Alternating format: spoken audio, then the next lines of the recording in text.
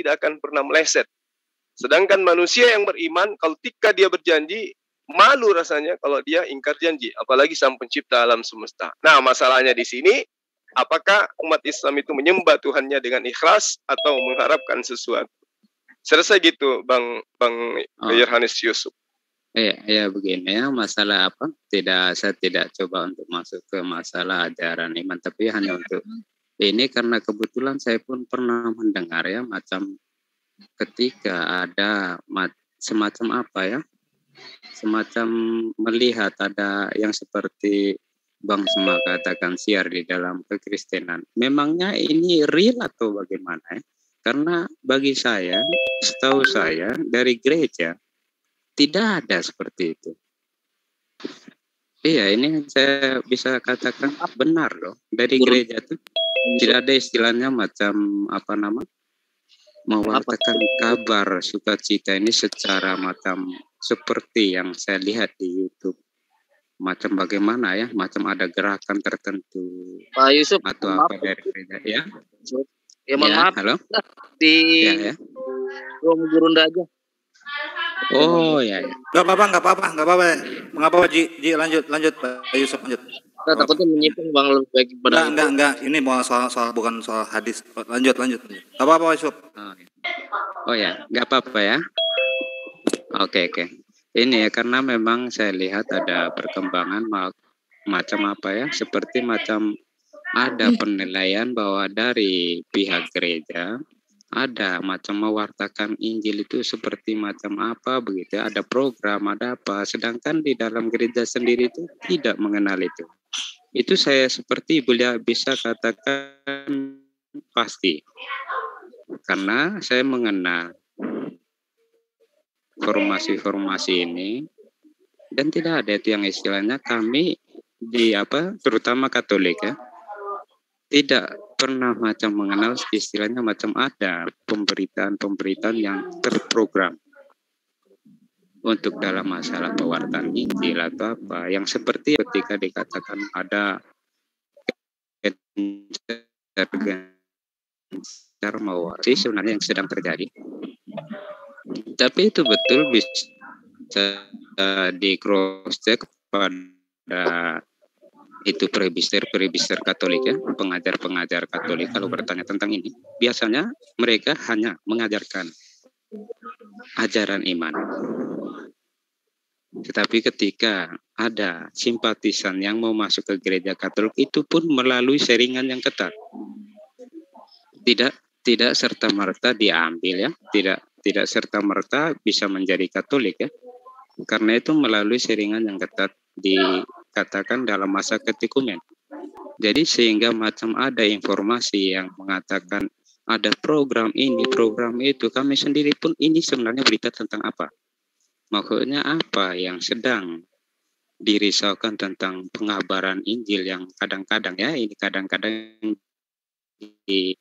macam di YouTube ada yang mengatakan kristenisasi atau apa, itu kami sendiri macam rasa apa ya, macam asing dari apa yang menjadi pemahaman saya gereja. Bisa jawab nanti nggak Bang Zuma sedikit aja Bang Pak Yusuf. Ya, boleh silakan. Yang Pak Yusuf, Pak Pendeta Yusuf katakan itu sudah kita terima.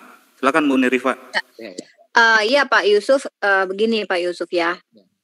Kita tahu kalau Kristen ini kan Katolik, Kristen itu denominasi pun juga banyak gitu, dan setiap gereja pun kita memang itu bukan masalah kami umat Islam tentang permasalahan di gereja.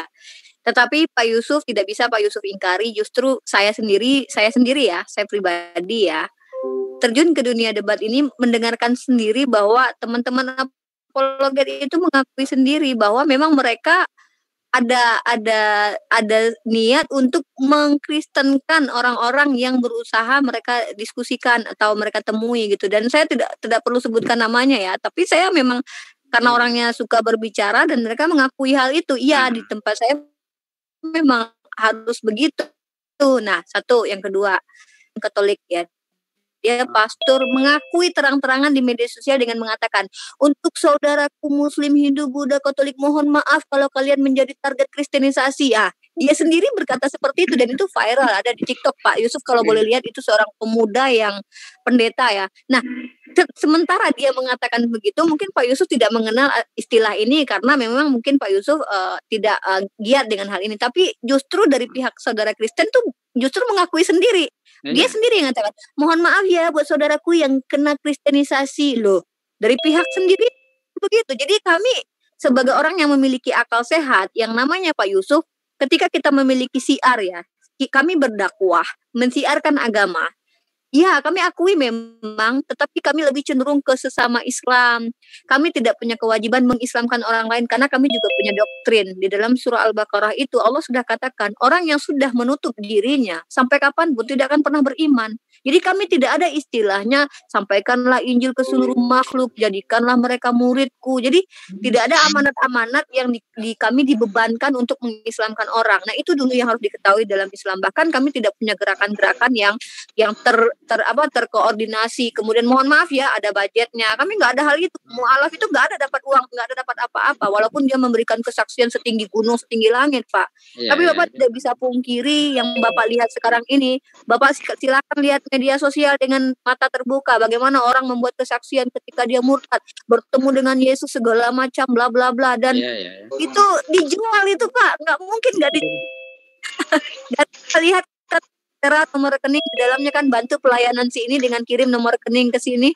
Itu adalah sebuah upaya, Pak, yang kami umat Islam tidak mungkin biarkan begitu saja. Kenapa? Kami juga punya kewajiban yang dimaksud dengan membentengi akidah umat itu bukan mencegah orang lain untuk memilih apapun keyakinan yang dia inginkan, tapi Pak, setidaknya kami mengingatkan saudara kami bahwa inilah rahmatan lil alamin, agama yang benar, yang hak, yang harus kalian syukuri. Jangan hanya karena kehidupan duniawi kalian berpindah keyakinan. Menurut Islam itu hal yang sangat merugikan. Nah, kami di sinilah berupaya untuk membukakan ini loh Islam. Mari kita diskusi secara akademis. Silakan kalian punya akal sehat. Silakan kalian mau kalian nyembah nggak usah, tapi setidaknya kami sudah memberitahukan begini loh. Begini di dalam rannya. Nah, itu tugas kami Pak Yusuf. Nah, jadi kalau Bapak bilang, oh saya tidak mengenal tuh kristenisasi di gereja saya, ya mungkin gereja Bapak, tapi apa Bapak bisa menjamin gereja yang lain tidak seperti itu? Gitu. Iya. Oke, sebentar. Ini mungkin ada di Bang Juma, silakan Bang Juma. Baik. Terima kasih ya. Jadi gini Bang Yerhanus Yusuf, kita tidak bisa menutup mata bahwa agama kita itu disebar dengan cara syiar. Itu dulu. Bagaimana Kristen disebarkan oleh Paulus, bagaimana Islam diajarkan oleh Rasulullah Muhammad SAW dan seterusnya. Nah, kalau kita mengingat ya bagaimana kemudian adanya persinggungan antara umat Islam dan Kristen, itu tidak terlepas daripada upaya kristenisasi. Kalau saya boleh mengatakan bahwa pemahaman kristenisasi ya, yang kemudian dikumpulkan dalam tujuan-tujuan daripada rumusan berbagai wasilah yang berbeda-beda atau tujuan yang berbeda, di mana saya bisa mengatakan bahwa ada beberapa yang menjadi program atau visi misi daripada kristenisasi di negara ini. Nah, dengan adanya misionaris itu bukti bahwa kristenisasi itu adalah sesuatu gerakan yang dulu terselubung dan sekarang sudah terang-terangan. Tujuan daripada salah satu langkah-langkah yang dilakukan oleh kristenisasi itu di negara ini misalnya mencerai-beraikan Islam tanpa masuknya ke dalamnya. Maksudnya gini,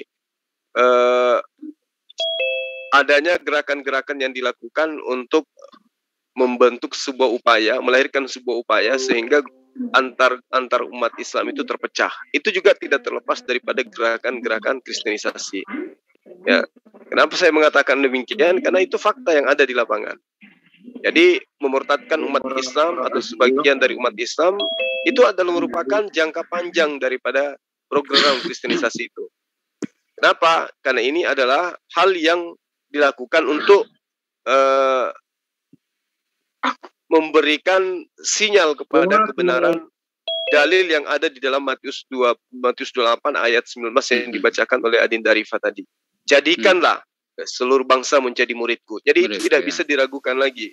Itu adalah perintah.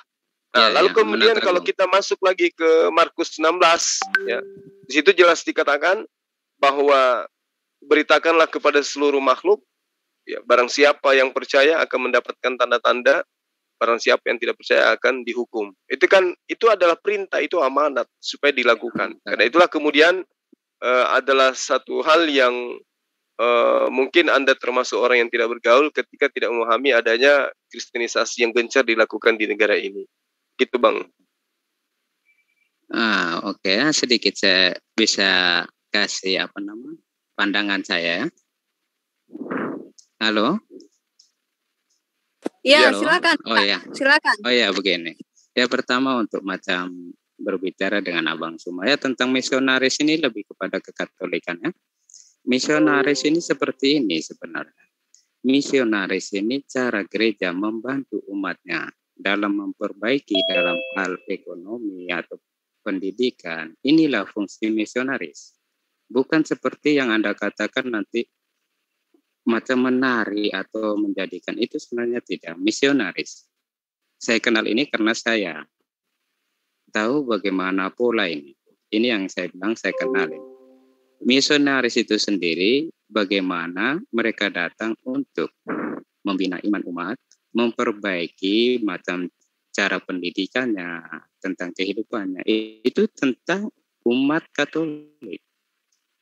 Sejauh yang saya tahu, ya, kalau memang ini ada di luar tetapi saya rasa tidak, ya, karena arahan yang satu kalau gereja Katolik ini. Tetapi seperti macam siapa Mbak Rifa bilang, ya, tentang gereja lain, ya saya itu saya akui, mungkin saya tidak tahu kalau dari gereja lain, ya, tidak ada macam apa istilahnya. Ada sih macam yang Anda katakan bahwa amanat agung itu tentang mewartakan Injil ke seluruh bangsa, tetapi dalam perkembangannya dimaknai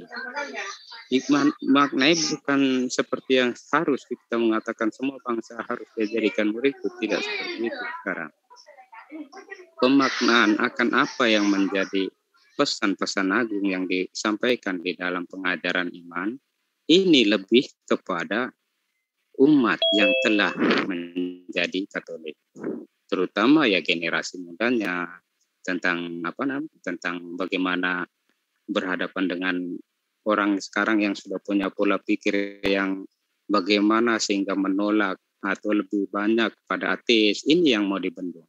Tetapi sejauh yang saya tahu tentang tentang bagaimana karya-karya gereja ini sebenarnya tidak ada macam hubungan untuk mengkristenisasi. Itu saya rasa jauh dari pemahaman gereja Katolik, itu saya rasa tidak.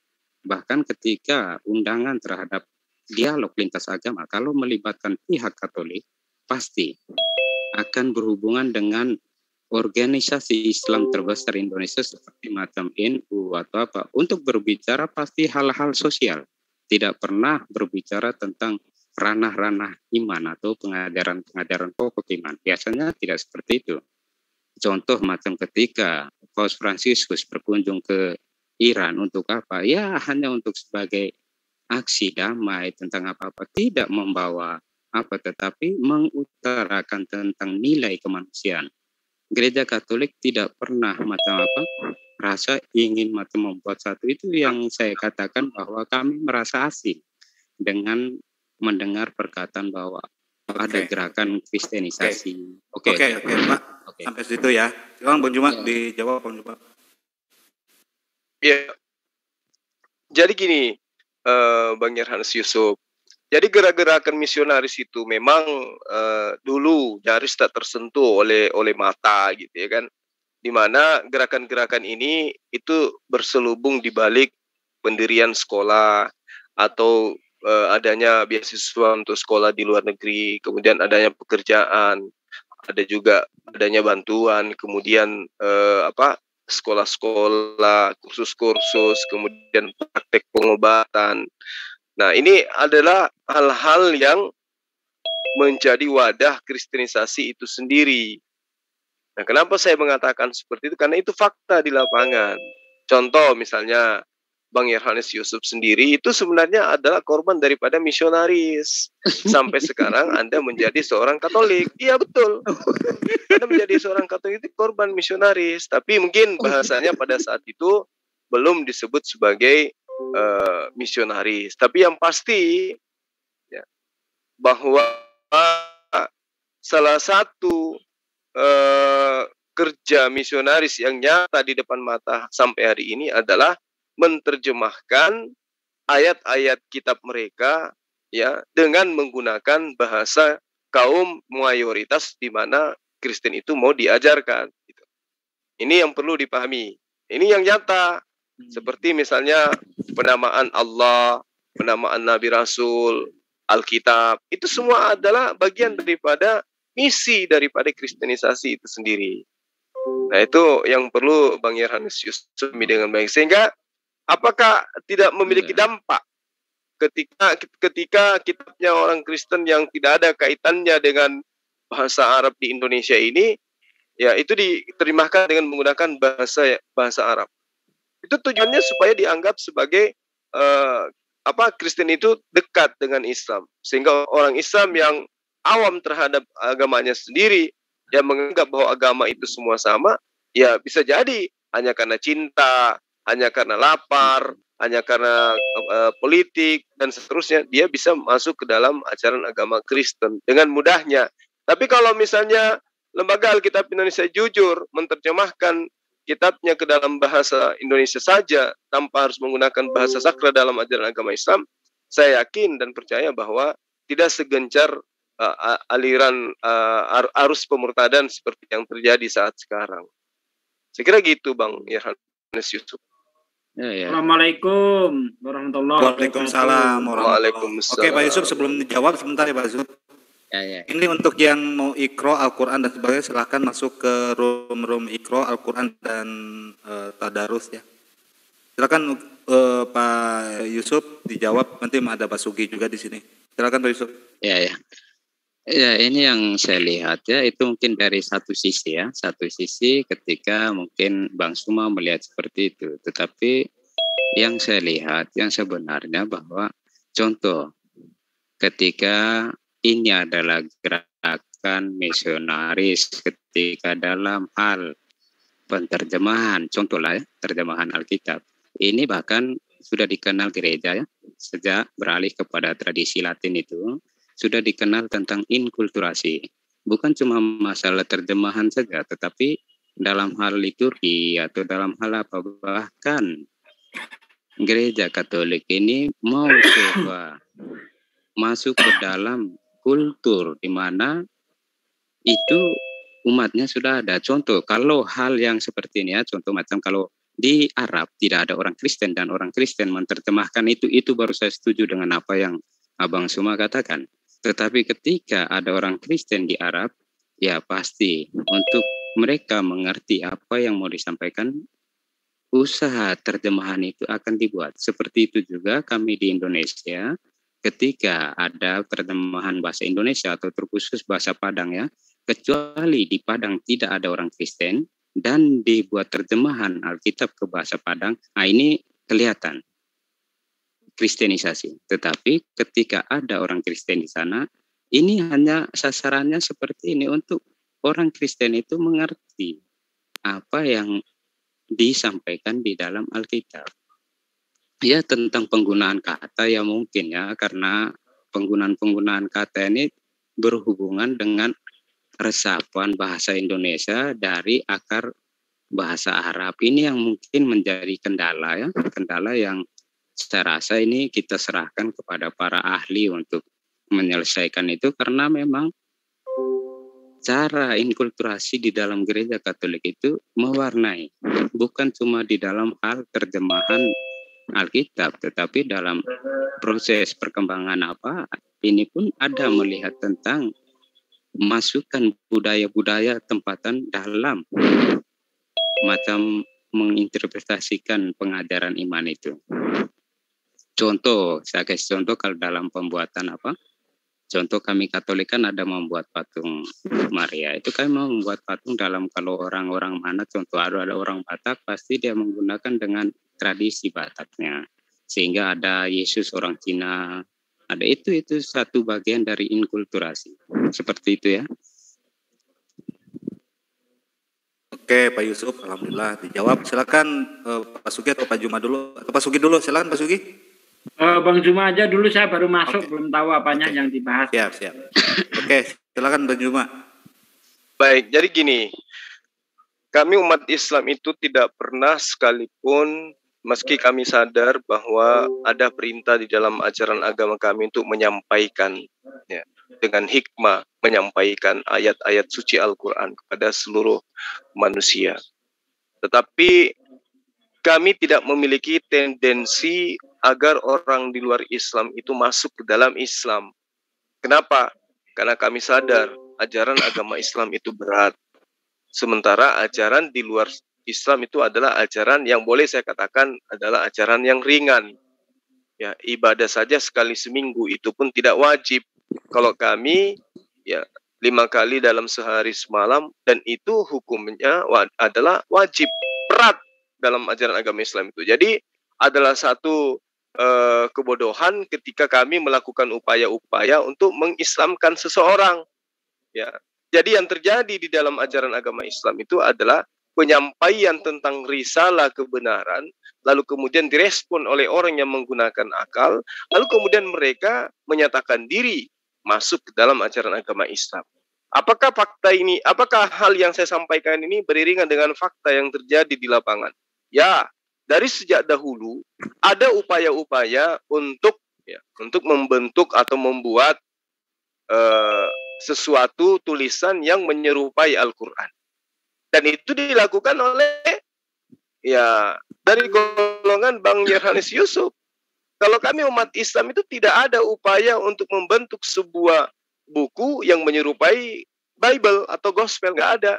Tapi fakta kita melihat bagaimana Anis Soros misalnya, ya seorang evangelis yang membuat yang membuat sebuah tulisan, lalu dia katakan itu adalah Al-Quran. Misalnya surah yang bernama Al-Iman, At-Tajassud, Al-Muslimun, terus ada lagi apalagi yang saat itu Al-Wasaya, yang kemudian isinya justru memuji-muji Yesus itu sendiri, tetapi menggunakan bahasa Arab, ya, dan kitabnya itu disebut dengan sebutan Furqan, ya, jadi nama lain daripada Al-Quran gitu. Itu bukti nyata. Jadi dia membentuk sebuah kitab untuk menyerupai Al-Quran, di mana ya tulisannya itu di dalamnya menggunakan bahasa Arab tetapi memuji Yesus. Nah, belum lagi kalau kita melihat adanya buku-buku yang bertebaran di mana isinya adalah merupakan plesetan ayat-ayat suci Al-Quran dan juga plesetan hadits gitu. Itu banyak yang kita temukan. Tapi kalau ajaran agama, tapi kami umat Islam itu kami tidak pernah menulis sebuah buku yang kemudian tujuannya untuk supaya orang Kristen terkecoh lalu kemudian mereka masuk Islam. Itu kami tidak pernah melakukan hal-hal seperti itu. Belum ada di kalangan umat Muslim yang seperti itu. Kemudian yang paling nyata di kehidupan kita hari ini adalah adanya orang-orang yang membidik kristenisasi dengan tujuan untuk mengkristenkan orang, ngaku-ngaku mantan haji, ngaku-ngaku mantan ulama, ngaku-ngaku mantan santri, dan seterusnya dan seterusnya. Ini fakta di lapangan. Kalau kami umat Islam itu tidak ada yang pernah mengaku mantan pendeta lah, mantan ini dan itulah. Dan kalaupun ada, silakan Anda cross check apakah itu betul atau tidak. Nah, kalau kita mau melihat misalnya di Cirebon, misalnya ada siapa tuh yang sempat terkenal, Danu Khalil, ya, termasuk Yudi. Kemudian ada yang disebut Tevillus Daniel yang mengaku kemudian namanya adalah Amin Al-Barokah. Ada kemudian Iksan Palopo yang baru-baru ini kemudian juga tiba-tiba dia mengaku sebagai seorang ulama, pendiri pesantren, lalu kemudian di Jakarta ngaku dia menjadi murtad, dan kemana-mana ketika dia berkhutbah membawa-bawa ayat suci Al-Quran. Padahal ayat suci Al-Quran itu seperti yang semalam saya katakan, bahwa siapapun, burung beo pun bisa menghafalkan, karena keseringannya didengarkan oleh orang-orang di luar sana. Coba kita lihat bagaimana channelnya Manuk Bulu, ya, Manuk Bulu, Bulu Manuk atau apa? Apa? Bulu mano. Manonya berbulu. Sorry. Saya pikir bulu mano. Ya. Manonya berbulu ya. Muduk itu sebagai uji orang yang mengaku murtadin. Saya yakinkan akan terjaring orang-orang yang lahir dari Kristen dari lahir tapi ngaku murtadin. Saya yakinkan itu. Nah, sekarang ada tidak channel umat Islam yang kesehariannya menghadirkan para mu'allaf untuk diwawancarai? Enggak ada. Karena itu tidak ada gunanya bagi kami. Ya. Kenapa Manuk Bulu melakukan itu? Bukan tujuannya untuk mencari ilmu supaya dia tahu apa penyebabnya orang ini murtad. Tidak. Tapi yang ingin dia jajakan di sini adalah pesan yang ada di dalam kontennya dia kepada umat Islam. Coba lihat ini. Ini aja seorang ini bisa menjadi murtad. Masa kalian tidak? Itu yang ingin dia jajakan. Nah, itulah makanya saya katakan bahwa kristenisasi itu gencar melakukan cara-cara yang ya menurut saya ya sedikit apa ya istilahnya ya bersifat ya, kriminal lah kalau saya boleh katakan gitu. Ya, saya kira gitu Bang Yohanes Yusuf. Jadi kita tidak bisa nutup mata ya bahwa memang misi kristenisasi itu banyak kita temukan ketika ada bencana, bagaimana kemudian ada pengobatan dan saya harus mengatakan di sini bahwa saya punya ponaan, punya mertua itu terjaring dalam gerakan kristenisasi. Mertuanya dia hari ini menjadi Kristen hanya karena dia tergolong dari orang-orang yang susah. Ya, saya bisa tunjukkan itu fakta di dalam kehidupan keluarga saya. Ada yang kayak begitu. Nah, ini saya ngomong dalam rumah nih. Jadi mertua, anak istri tahu, anak istri dengar. Kalau saya bohong, mereka akan mengatakan, wah ternyata Abah ini pendusta. Tiap malam dia nasihatin orang, ternyata dia pendusta. Karena dia menceritakan sesuatu yang tidak benar. Karena ini fakta, saya berani ngomong. Bahwa ponaan saya itu menikah dengan seorang wanita, di mana mertuanya adalah korban kristenisasi. Gitu loh. Seperti itu, Bang Yohanes Yusuf. Oke. Ya. Oke, sebelum Pak Yusuf jawab, bentar Pak Yusuf, ini saya ngumumin yang mau baca Iqra Al-Quran, silakan raise hand supaya kalau nggak bisa pindah saya pindahin, kalau bisa pindah langsung pindah sendiri. Silakan ke Iqra. Assalamualaikum warahmatullahi wabarakatuh. Lebih baik diskusi ini dipindah ke room yang lain aja. Khawatirnya nanti mengganggu malahan. Oke. Banyak teman-teman yang baru masuk yang mau ke room Iqra dan Al-Quran nanti mengganggu diskusi di sini. Lebih baik diskusinya di room Zulkifli M. Abbas ataupun H2H ataupun room diskusi yang sudah kita sediakan. Khusus untuk yang host, standby di sini aja untuk memandu teman-teman yang baru masuk, yang untuk mau belajar Iqra ataupun belajar Al-Quran ataupun baca Al-Quran. Itu aja pesan saya. Terima kasih. Iya, Pak Oke, yang mau ikut ke room Zulkifli M. Abbas tolong silakan. pindahin. Bang Yerha. Tolong pindahin ini Bang Yohanes Yusuf silakan. Okay. Oh ya. Okay. Naik di pundak saya kita lari ke samping. Ini Abang cuma. Oke, sebelum ini kan diskusi bukan diskusi sebenarnya Bang Jul. Sharing. Ini tentang kita bahas soal pemurtadan. Mohon maaf ya Pak Yusuf ya.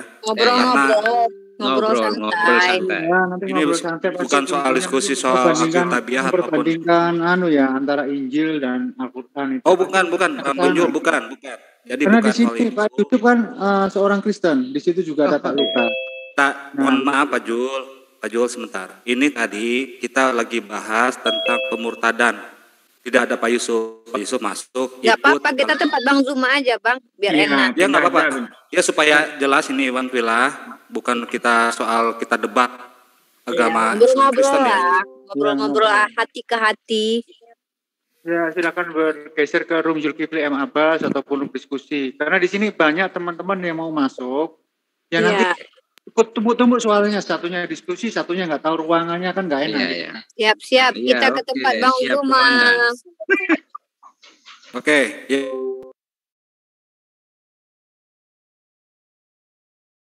Waalaikumsalam warahmatullahi wabarakatuh. Togi ini siapa? Assalamualaikum warahmatullahi wabarakatuh. Togi ini siapa? Togi dari mana ini? Bang Peta, AC-nya nyalain dulu Bang Peta. Ya Bang? AC-nya nyalain dulu AC-nya.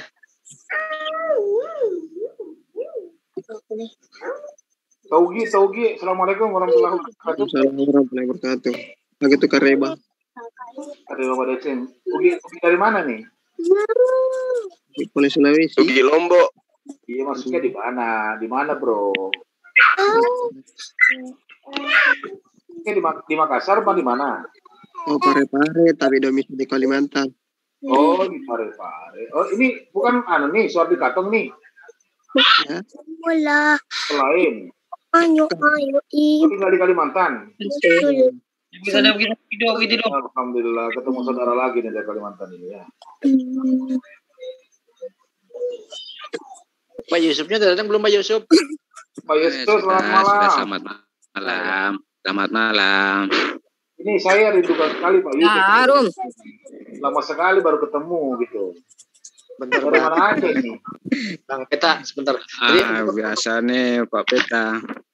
Bentar Bang Peta, untuk rekan-rekan ya, untuk rekan-rekan yang cuma menyimak, tolong di mute ya, biar nggak noise. Terima kasih. Iya. Oke. Bang, jadi saya lanjut ya, Bang. Oke, lanjut. Iya, baik. Terima kasih. Jadi gini. Maksud saya baik. Salah satu daripada wadah yang digunakan oleh gerakan kristenisasi itu yang seperti yang saya katakan tadi, kaitannya dengan penjaringan orang-orang yang mau ya, menjadi misionaris di dalam mengajarkan ajaran agama Kristen. Nah, misalnya gini, ketika adanya sekolah yang kian mahal, itu juga dimanfaatkan oleh misionaris atau orang-orang yang berkecimpung di dalam dunia kristenisasi. Awas. Jadi mereka kemudian mendirikan sekolah, di mana sekolah ini ya nuansanya seakan-akan sekolah itu adalah sekolah Islam. Seperti misalnya yang terjadi di negara kita ini dulu, ada yang kita kenal dengan Institut Teologi Kalimatullah di Jakarta, yang mana sekolah ini dikelola oleh Yayasan Misi Global Kalimatullah. Ada juga Sekolah Tinggi Teologi Apostolos Jakarta yang mempunyai kurikulum Islamologi bahkan sampai 40 SKS menurut data yang kami terima. Nah, itulah bukti bahwa gerakan-gerakan misionaris itu, kristenisasi itu memang sistematis dan terencana. Mereka punya program-program yang memang sudah terukur. Ada lagi seperti yang kita pernah dengar, mengaku Haji Christina Fatima. Biasa juga jemaatnya panggil dia Tin Rustini atau Setini atau Bu Nonot. Ini juga sampai ke data kami. Bagaimana kemudian mereka ini sebagai pemberita Injil dengan memperalat Al-Quran. Ya. Itu terjadi di Bandung. Ya, jadi mengaku pernah berkali-kali menunaikan ibadah haji. Menurut pengakuannya bahwa dia pernah mengajar dan pernah belajar di pesantren. Lalu kemudian ketika diinterogasi suaminya, Sumarsono, ya, atau mantan suaminya lah, itu selama dia mengaku sebagai seorang penginjil, dia terkadang mempertontonkan dirinya juga melaksanakan ibadah sholat. Nah, lalu kemudian terakhir ketahuan bahwa beliau ini memang agak bisa bahasa Arab gitu, bisa bercakap bahasa Arab. Bukan berarti dia itu adalah lulusan pesantren, pernah mengajar di pesantren, tetapi ternyata memang dia pernah menjadi DKW. Nah, ini fakta-fakta yang saya sampaikan kepada Bang Yerhanes Yusuf supaya dipahami dengan baik. Belum lagi kaset-kaset rekaman yang berisi kesaksian-kesaksian palsu yang sama seperti dilakukan oleh yang tadi itu siapa, Manuk Bulu itu banyak. Dan sekarang sudah nyata, udah berani dengan membuat channel seperti itu, kesaksian-kesaksian. Dan saya katakan, berani mengatakan bahwa kebanyakan saksi yang datang itu kesaksian yang dibuat-buat, itu palsu semua. Saya pernah mengikutin mulai dari awal sampai selesai kesaksian salah satu daripada orang yang bersaksi di situ. Semua apa yang disampaikan itu saya katakan bohong. Kenapa saya katakan bohong? Dia menyebut 16 tahun dia masuk Alia. Kalau 16 tahun dia masuk Alia, kemudian dia tamatnya 18 tahun, dia katakan lagi kembali mondok. Kembali mondok ngulang Alia karena dia belum hafal 30 juz. Katanya dia masuk lagi jadi kelas 1. Ini adalah pembohongan yang sangat luar biasa. Tidak ada itu orang tamat SMA di pesantren karena tidak hafal 30 juz kembali lagi kelas 1. Itu nggak ada. Dan itu ada di dalam konten channelnya si Manuk Bulu ini. Itu berbukti sebagai sampel biar kita nggak dikatakan asal ngomong nih, lihat semua. Ini stok tadinya kok banyak banget ini. Iya sudah ada pernah lihat. Tuh kan tuh. Muslimah fanatik, eksklusif. Terus semua ustadz pasti kalah, mualaf radikal, muslimah taat. Tuh, muslimah taat terus, Fatimah Zakia siap tuh. Saya bisa ngasih contoh satu aja. Mualaf odong-odong ini. Baik, saya bisa ngasih contoh satu aja ya, orang yang ngaku dulunya pembakar gereja, yaitu Pendeta Muhammad Yasin. Dia ngaku pernah kuliah di IAIN, ngaku mantan guru agama. Tapi nyebut nama surah saja salah. Bisa dilihat di video-videonya itu, surah Al-Zukhruf dibaca Al-Ajrub. Ya kan? Terus lagi dia pernah mengatakan di dalam Al-Quran ada ayat yang berbunyi begini. Wala tamta ala Yahuda wala nasoro ala Yahudi. Orang mukmin itu tidak akan pernah senang dengan orang Nasrani kalau orang Nasrani itu merdeka. Nah, ayat yang dia baca itu kalau betul, kata mukmin pun tak ada di situ. Ala tamta ala Yahuda wala nasoro ala Yahudi. Apa artinya itu? Bingung saya. Dan di dalam Al-Quran tidak ada ayat yang semacam itu. Kemudian ada lagi yang aku mondok dari umur 9 tahun sampai umur 15 tahun. Baca surah Al-Quran kayak nyanyiin dia. Yang dibaca entah surat apa. Aduh ya Allah. Kalau mau melihat koleksi saya silahkanlah. Murtadin odong-odong yang kumpulkan oleh Yusuf Manuk Bulu itu saya komentari semua di situ. Ada lagi macam-macam lah ngaku mondok pesantren, guru pesantren, baca surah Al-Baqarah disambung pakai surah Sajadah, mentang-mentang ayatnya hampir sama. Baca surah ayat kursi, ujung-ujungnya terakhirnya sitati ayam loh. Dari mana seperti itu bisa dikatakan orang yang mondok itu sebagai bukti saja begitu. Silakan guruku dilanjut. Ya mungkin ada tambahan dari sahabat yang lain atau dari Bang Yusuf, silakan Bang. Ya begini ya, saya sedikit mencermati apa yang disampaikan kawan-kawannya tentang ini. Ya memang saya tidak pungkiri ada itu di YouTube bahwa dari pihak Kristen ya, terutama dari kami tentang ya Manuk Bulu ini salah satunya dengan yang lain-lain, sepertinya bahwa kami sendiri pun risih dengan kesaksian seperti ini.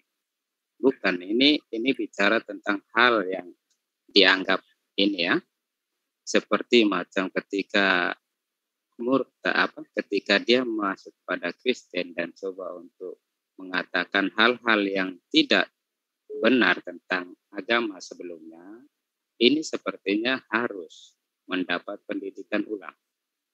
Oleh karena itu di dalam kekatolikan saringan ini ketat, tidak sembarangan orang bisa masuk ke dalam anggota gereja Katolik. Apalagi kalau hanya bermodalkan berjumpa Yesus. Ini mesti harus ada pendidikan lebih. Yang saya mau luruskan juga tentang misionaris. Misionaris ini lebih dekat kepada kekatolikan ya. Tetapi ketika Abang Suma mengatakan ada sekolah-sekolah yang saya lihat dari sebutan katanya saja, ini sudah menunjukkan kalangan ya dari sekolah-sekolah teologi ini sebenarnya asing bagi apa? Beda dengan sekolah-sekolah tinggi filsafat Katolik ya.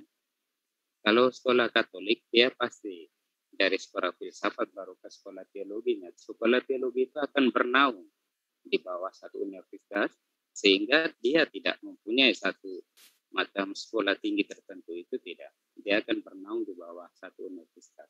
Oleh karena itu di dalam kekatolikan mesti kita tahu ini caranya, ini apa dia punya pendidikan, pola pendidikannya seperti ini. Ini yang dimasukkan di dalam arti misi. Misi itu sendiri ya betul di dalam memperbaiki edukasi, memperbaiki kesehatan, memperbaiki apa cara hidup. Memang dianjurkan gereja untuk membina umatnya, bukan dalam arti bahwa ke sana untuk mengajarkan atau mengecohkan. Itu saya rasa mungkin tidak sama sekali. Mungkin ini yang dikatakan mungkin pengertian yang berbeda tentang apa yang gereja kami, maksudnya Katolik ini sendiri apa istilahnya yang alami dengan kenyataan yang dilihat oleh orang lain. Oleh karena itu macam masalah tentang hal-hal apa ada orang mengaku bekas dari Islam yang sekolah di pesantren bahkan pernah jadi haji atau pernah kiai dan menjadi Kristen, ini kebanyakan kita lihat arahnya. Ketika dia menjadi Kristen dan ingin menjadi pendeta atau penginjil, akan tahu arahnya kemana. Tetapi di dalam kekatolikan yang mengajar iman itu tidak sembarangan. Di dalam kekatolikan tidak ada istilahnya penginjil atau apa namanya pewarta kabar gembira di luar formasi yang dibentuk gereja, yaitu orang yang dikhususkan untuk mengabdikan dirinya melayani Tuhan. Sehingga ya seperti yang macam contoh yang saya kasih tentang Imam siapa Samudra aja, habis itu siapa lagi Indra Wibowo, siapa ini akan kelihatan sangat jelas ketika dia melibatkan kekatolikan, maka akan sangat jelas kelihatan. Seperti itu juga macam kalau pandangan tentang Islam, ketika dia tidak mengerti tentang Islam dan mengatakan dia bekas kiai, kan langsung kelihatan. Seperti itu juga di dalam kekatolikan, ketika seorang yang melalui proses pendidikan sebagai seorang calon pastor, ini mempunyai proses yang ketat ya. Tidak semua orang bisa mencapai itu. Walaupun saya mau menjadi pastor, tapi tidak dalam saringan tertentu mungkin kita gugur untuk menjadi itu. Oleh karena itu, siapa ya Samudra itu ada saya tidak terlalu ingat namanya. Ada yang itu dengan siapa? Indra Wibowo yang mengatakan bekas pastor. Nah ini yang kelihatan langsung bisa dilihat. Ini sesuatu yang tidak, karena kekatolikan ini mempunyai saringan yang ketat. Bahkan untuk masuk dalam anggota gereja sendiri itu tidak sembarangan. Tidak istilahnya serta-merta orang murtad dan menjadi Katolik, itu tidak. Dia mempunyai masa. Dalam masa pendidikannya ini pun dilihat apakah niatnya ini tulus atau tidak. Kalau tidak tulus maka akan ditolak. Masa katekumennya akan diperpanjang. Kalau dia tidak ini juga dengan maksud tentu, maka akan ditolak. Itu seperti itu apa yang ada di dalam gereja. Ini yang saya katakan. Mungkin ada hal-hal yang lain ketika ada macam apa istilahnya pembauran antara gereja-gereja denominasi dengan gereja Katolik, sehingga orang luar ini kadang tidak bisa membedakan mana satu gereja Katolik, mana gereja Protestan dengan begitu banyaknya denominasi ini, sehingga menganggap semuanya ini adalah cara pola yang sudah disusun. Sepengetahuan saya, gereja Katolik tidak ada yang hal-hal seperti itu. Bahkan ketika ada orang mau murtad dan menjadi Katolik ini pun melalui proses yang panjang, apalagi mau jadi pewarta Injil atau penginjil, apalagi apologet, tidak dibenarkan. Bahkan saya yang coba untuk masuk ke dalam perbincangan ini pun tidak dibenarkan oleh gereja, karena pengajar iman ini mempunyai otoritas tertentu, sehingga yang macam seperti saya ini dianggap agak bandel ya ketika masuk ke dalam ranah diskusi-diskusi ini, karena tidak dianjurkan. Itu untuk kita semua tahu. Sehingga dalam masalah macam kristenisasi ini yang saya katakan ada aktif. Ini kenapa macam pihak Katolik sendiri jarang untuk mengungkapkan. Ini juga dari gereja kami. Itu gereja Katolik ini saya bisa katakan bahwa inilah gereja, kalau dilihat dari merunut sejarahnya, inilah gereja Kristen. Seperti itu ya. Ya, halo. Ya. Jadi gini Bang Yohanes Yusuf, Abang sekarang di mana ini? Di Indonesia atau? Sekarang saya lagi di pulau. Di Indonesia atau di pulau mana gitu? Di Indonesia. Jadi gini Bang, ya hari Selasa Maret 2021 itu, bagaimana kemudian Romo Y. Edi Mulyono itu selaku Pikep Keuskupan Agung Jakarta saat memberikan sambutan pembukaan KKM Pemuda Katolik, itu dia mengatakan gini, sebagai Katolik, ya, Anda terpilih untuk melayani sebagai generasi muda penjaga masa kini dan masa depan. Ya, pergilah kamu diutus untuk menjadi misionaris. Dalam bahasa negara kalian adalah misionaris Pancasila. Misionaris yang menyebarkan dan mewujudkan nilai-nilai Pancasila. Itu yang diucapkan oleh uskup daripada pembesar Katolik di negara ini, yaitu Romo Y. Edi Mulyono.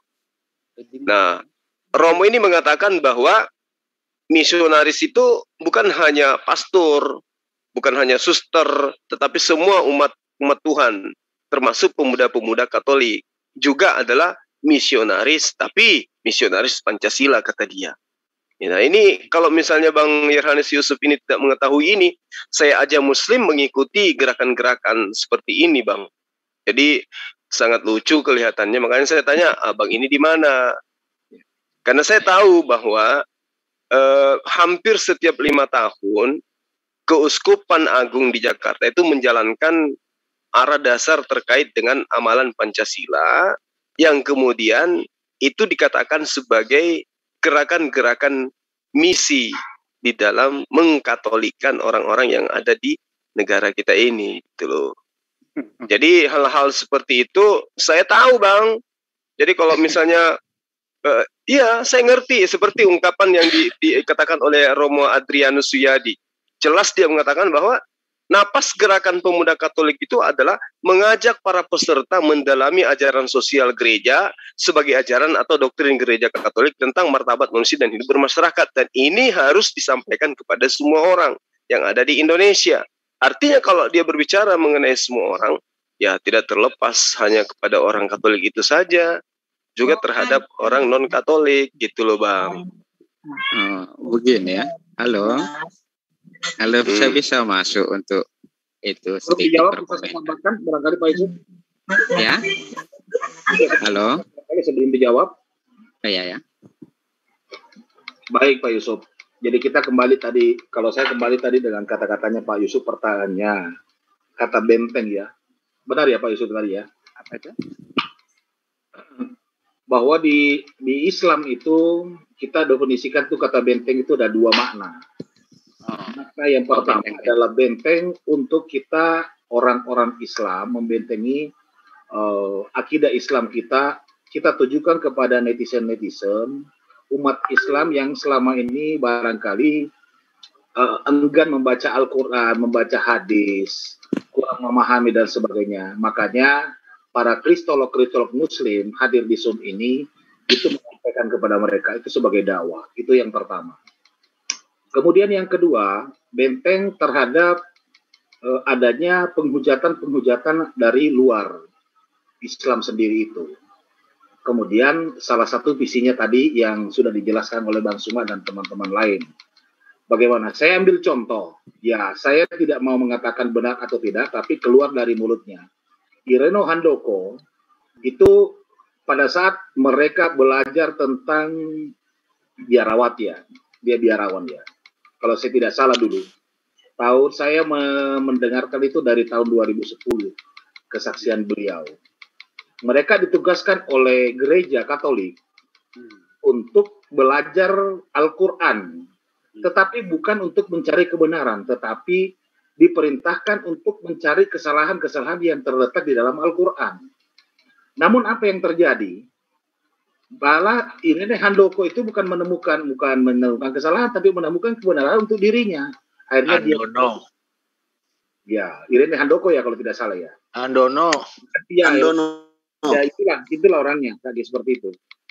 Jadi Pak Yusuf, bahwa kalau di Pak Yusuf sendiri yang tadi Pak Yusuf katakan, Pak Yusuf tidak mewakili agama Katolik secara umum, tetapi Pak Yusuf mewakili dirinya sendiri, sebagaimana Pak Yusuf katakan tadi bahwa di dalam agama Katolik itu dalam menyampaikan itu tidak harus ada pengajarannya, dan itu saya iakan karena saya beberapa teman Katolik saya pernah berbicara bahwa sebagai jemaat itu tidak boleh menyampaikan pemberitaan tentang Injil kepada orang lain karena itu ada jenjang pendidikan khususnya. Ya, kayak seperti itu. Jadi kita tidak bisa pungkiri, oke lah barangkali kalau di gereja Pak Yusuf tidak ada gerakan-gerakan kristenisasi, tetapi tidak menutup kemungkinan apa tadi yang dibilang Umi Ripa, kemudian Pak Bang Suma, kemudian Bang Sugi dan yang lain-lain sebagainya. Itu ada, ya. Jadi kalau saya sih Pak Yusuf ini saya orangnya suka nih. Ya, saya yakin dan percaya nih Pak Yusuf akan menemukan kebenaran hakiki nih. Setelah bergabung dengan Sum ini paling rajin, cuma akhir-akhir ini kok ternyata berada di pulau ini. Nah, cuma itu aja Pak Yusuf. Mudah-mudahan Pak Yusuf, kita ini bersaudara sebangsa dan setanah air. Kami tidak berhak untuk mempengaruhi imannya Pak Yusuf. Tapi kalau Pak Yusuf menemukan kebenaran di dalam Islam, ayo, kenapa kita tidak harus menutup diri? Sebagai saudara, kita saling mengingatkan. Terima kasih. Assalamualaikum warahmatullahi wabarakatuh. Waalaikumsalam warahmatullahi wabarakatuh. Waalaikumsalam. Oke. Saya sedikit ini ya menanggapi apa yang dikatakan. Mungkin Bang Suma mengambil apa dari Pastor Fik atau apa itu karena Uskup Agung Jakarta itu adalah kardinal pemimpin uskup-uskup seluruh Indonesia, itu Kardinal Suharyo. Tetapi kalau mungkin yang Edi siapa itu mungkin Fikep ya. Tetapi dalam isinya ketika dia menyuarakan memberitakan tentang kaum muda Katolik yang juga harus menjadi ini, saya rasa mungkin mempunyai makna yang tidak seperti Abang Suma pikirkan ya. Karena Katolik tidak mungkin ini. Bagaimana anak muda itu bisa mewartakan Injil tanpa pembekalan? Karena pembekalan yang ada ini hanya bagi orang-orang yang dikhususkan untuk belajar menjadi pastor. Ini yang ada pembekalannya. Tetapi di luar itu tidak ada pembekalan untuk menjadi apalagi pewarta ya. Tidak ada itu. Jadi bagaimana konsepnya kalau dia menyuruh pemuda ini menjadi penginjil, itu satu. Mungkin maksudnya lainnya, kalau memang kata-katanya persis mungkin maksudnya tidak seperti yang Abang Suma pikirkan. Itu satu. Kedua, tentang apa Irene Handono ini, ketika hal-hal yang berkaitan dengan Katolik maka kan cepat dilacak. Irene Handono ini hanya baru pada masa postulan. Postulan ini masa perkenalan akan satu tarekat. Tarekat ini artinya ada satu kumpulan biarawati, karena kumpulan biarawati ini banyak. Dalam masa ini, apalagi dalam masa postulan pun tidak lepas, bagaimana dia bisa mempelajari hal-hal lain. Karena di dalam masa postulan seorang biarawati, ini hanya masa perkenalan, mengenal satu organisasi kebirawatian. Kalau dalam organisasi ya, tetapi dalam hal mereka akan dikatakan tarekat atau kongregasi. Tetapi kalau dalam dunia biasa kita katakan organisasi itu ya. Ini baru mengenal. Jadi bagaimana mungkin dia ditunjukkan gereja? Ini sesuatu yang supaya kita sama-sama fair ya. Sama-sama tahu kebetulan saya melalui proses ini. Tetapi di masa perjalanan saya keluar. Oleh karena itu tahu persis. Formasi-formasi seperti ini, seperti Irene Handono, yang hanya seorang postulat, Indra Wibowo, yang hanya macam simpatisan, atau Imam Samudra itu hanya yang mengaku-ngaku. Ini sebenarnya jauh ya, jauh sekali dari pemahaman mereka tentang kekatolikan. Hanya karena mereka tahu gereja Katolik biasanya tidak bersuara ketika ada sesuatu yang berurusan dengan gereja Katolik, maka mereka merasa nyaman-nyaman saja. Oleh karena itu, untuk berurusan dengan gereja Katolik, umat Katolik akan tahu sejauh mana proses pendidikannya. Seorang postulan tidak mungkin dia mendapat jangankan ke fakultas. Di dalam biara itu hanya memperkenalkan bagaimana organisasi ini. Itulah asal postulan. Inilah Irene Handono di masa ini. Jadi bagaimana mungkin dia ke Vatikan mempelajari ilmu perbandingan agama. Ini yang saya lihat sesuatu yang ya dia berbicara kepada orang yang tidak mengerti. Tidak tahu tentang formasi yang ada di dalam kekatolikan. Sehingga orang akan percaya. Tetapi ketika dia tahu tentang apa yang disampaikannya kepada orang Katolik yang tahu tentang ini bagaimana. Seperti ini yang saya katakan bahwa Irene Handono hanyalah postulan yang tidak lepas juga dari masa postulan itu. Diperkirakan berapa bulan ya. Karena semua ini tercatat. Di dalam gereja Katolik semua akan terarsipkan. Siapa yang masuk sini, atau masuk biara ini, kongregasi ini. Ya kalau saya bisa dicek CMF-nya di mana sampai tahap beberapa itu bisa dilacak karena semuanya itu diarsipkan secara baik sehingga tidak mungkin seseorang itu bisa mengatakan dia adalah macam ex-pastor atau ex-biarawati yang sudah mengenal ini. Itu sama sekali bisa dilacak karena di dalam kekatolikan semuanya terarsip dengan baik. Ya oleh karena itu macam masalah-masalah yang ditimbulkan Irene Handono tentang tentang ya berita-berita yang disampaikannya ya mudah-mudahan kawan-kawan kita yang ada di sini bisa mencermati secara logis ya apa yang disampaikan sehingga tidak juga menjadi sesuatu yang menyesatkan tentang pengertian akan gereja. Seperti itu ya. Ya, mohon sudah seperti itu saja dari saya. Jadi begini Pak Yusuf, tentang masalah Irene Handono, bukan kami mau mengatakan bahwa itu benar atau tidak gitu, tetapi kesaksian mereka kan tidak ada dari pihak Kristen, baik dari Protestan maupun Katolik, yang melakukan dulu pembantahan gitu loh, membantah apa yang disampaikan.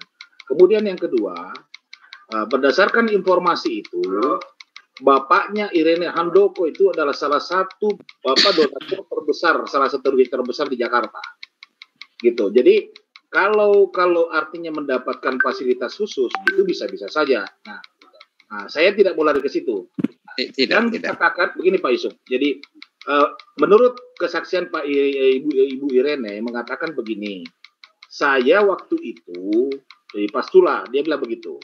Tetapi saya diusulkan oleh untuk mempelajari, disuruh untuk mempelajari Al-Quran, tetapi yang disuruh pelajari hanya untuk mencari kesalahan. Ini yang dikatakan gitu. Nah, tetapi setelah dia baca, waktu dia baca surah Al-Ikhlas, justru dia kaget. Dia kaget di situ. Loh, ini yang benar ini. Makanya dia bertanya kepada apa istilahnya, ketua seperti gurunya mungkin, atau pembimbingnya mungkin. Tapi apa yang dia katakan oleh pembimbingnya? Ya kamu ndak usah mau mencari kebenaran di situ. Tugas kamu itu mencari apa yang bisa kita koreksi. Itu yang diadukan. Nah, yang menjadi pertanyaan kita semua itu tidak ada dari pihak Kristen. Pada saat Pak Ibu Irene ngomong begitu, itu tidak ada counter, gitu. Demikian Pak Yusuf. Iya, ini sudah dilihat ini bahwa bahkan ketika orang Katolik mempertanyakan ini kepada presbiternya, dan biasanya jawabannya apa? Gereja merasa hal ini tidak terlalu penting ditanggapi. Biasanya seperti itu. Jadi bagaimana ya, kami hanya sebagai umat ini ya sepengetahuan kami. Oleh karena itu ada juga YouTube Katolik yang coba untuk menangkis. Tetapi itu bukan dari gereja ya. Biasanya orang perorangan. Karena gereja sendiri merasa ini bukanlah hal yang penting. Tetapi hal yang benar bahwa ketika seorang postulan di dalam formasi biarawati sama sekali tidak mengenal pendidikan, apalagi perbandingan agama, tidak ada ya. Ini hanya proses mengenal suatu organisasi kebiarawatian atau kongregasi atau tarekat di dalam istilah kekristenan kekatolikan itu sendiri ya. Itu yang benar.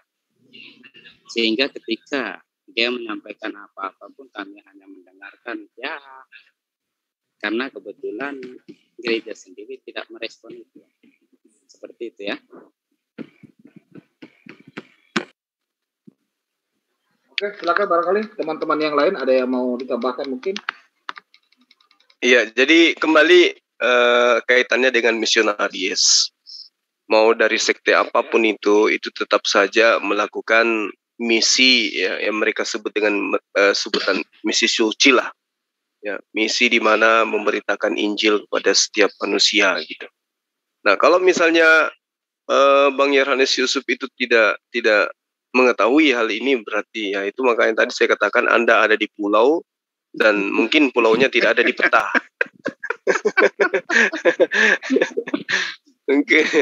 mungkin tidak ada di peta karena salah satu wilayah di negara kita ini yang paling timur dari Indonesia itu ya, itu dari sejak tahun, menurut data yang ada di kami, tahun 1950-an lah ke atas, 50-an lah paling minimal tahun 50-an gitu ya. Bagaimana kemudian di sana ada merintis ya, boleh dikatakan bandara yang dirintis oleh para misionaris. Nah, jadi di situ dikenal dengan apa, keberadaan maskapai AMA. Jadi keberadaan maskapai AMA ini itu bukan karena tidak ada tujuan, ya. Itu adalah maskapai yang dimiliki oleh beberapa uskup seperti Keuskupan Setana Papua, Keuskupan Agung Merauke, kemudian Jayapura, Agat Asmat, termasuk Manokwari dan juga Sorong. Ini gerakan-gerakan Katolik yang memang sudah beroperasi seperti yang saya katakan tadi sejak tahun 1950-an. Nah, keberadaan maskapai AMA di tanah Papua ini itu jelas dibangun untuk pelayanan dan pengembangan gereja di Papua.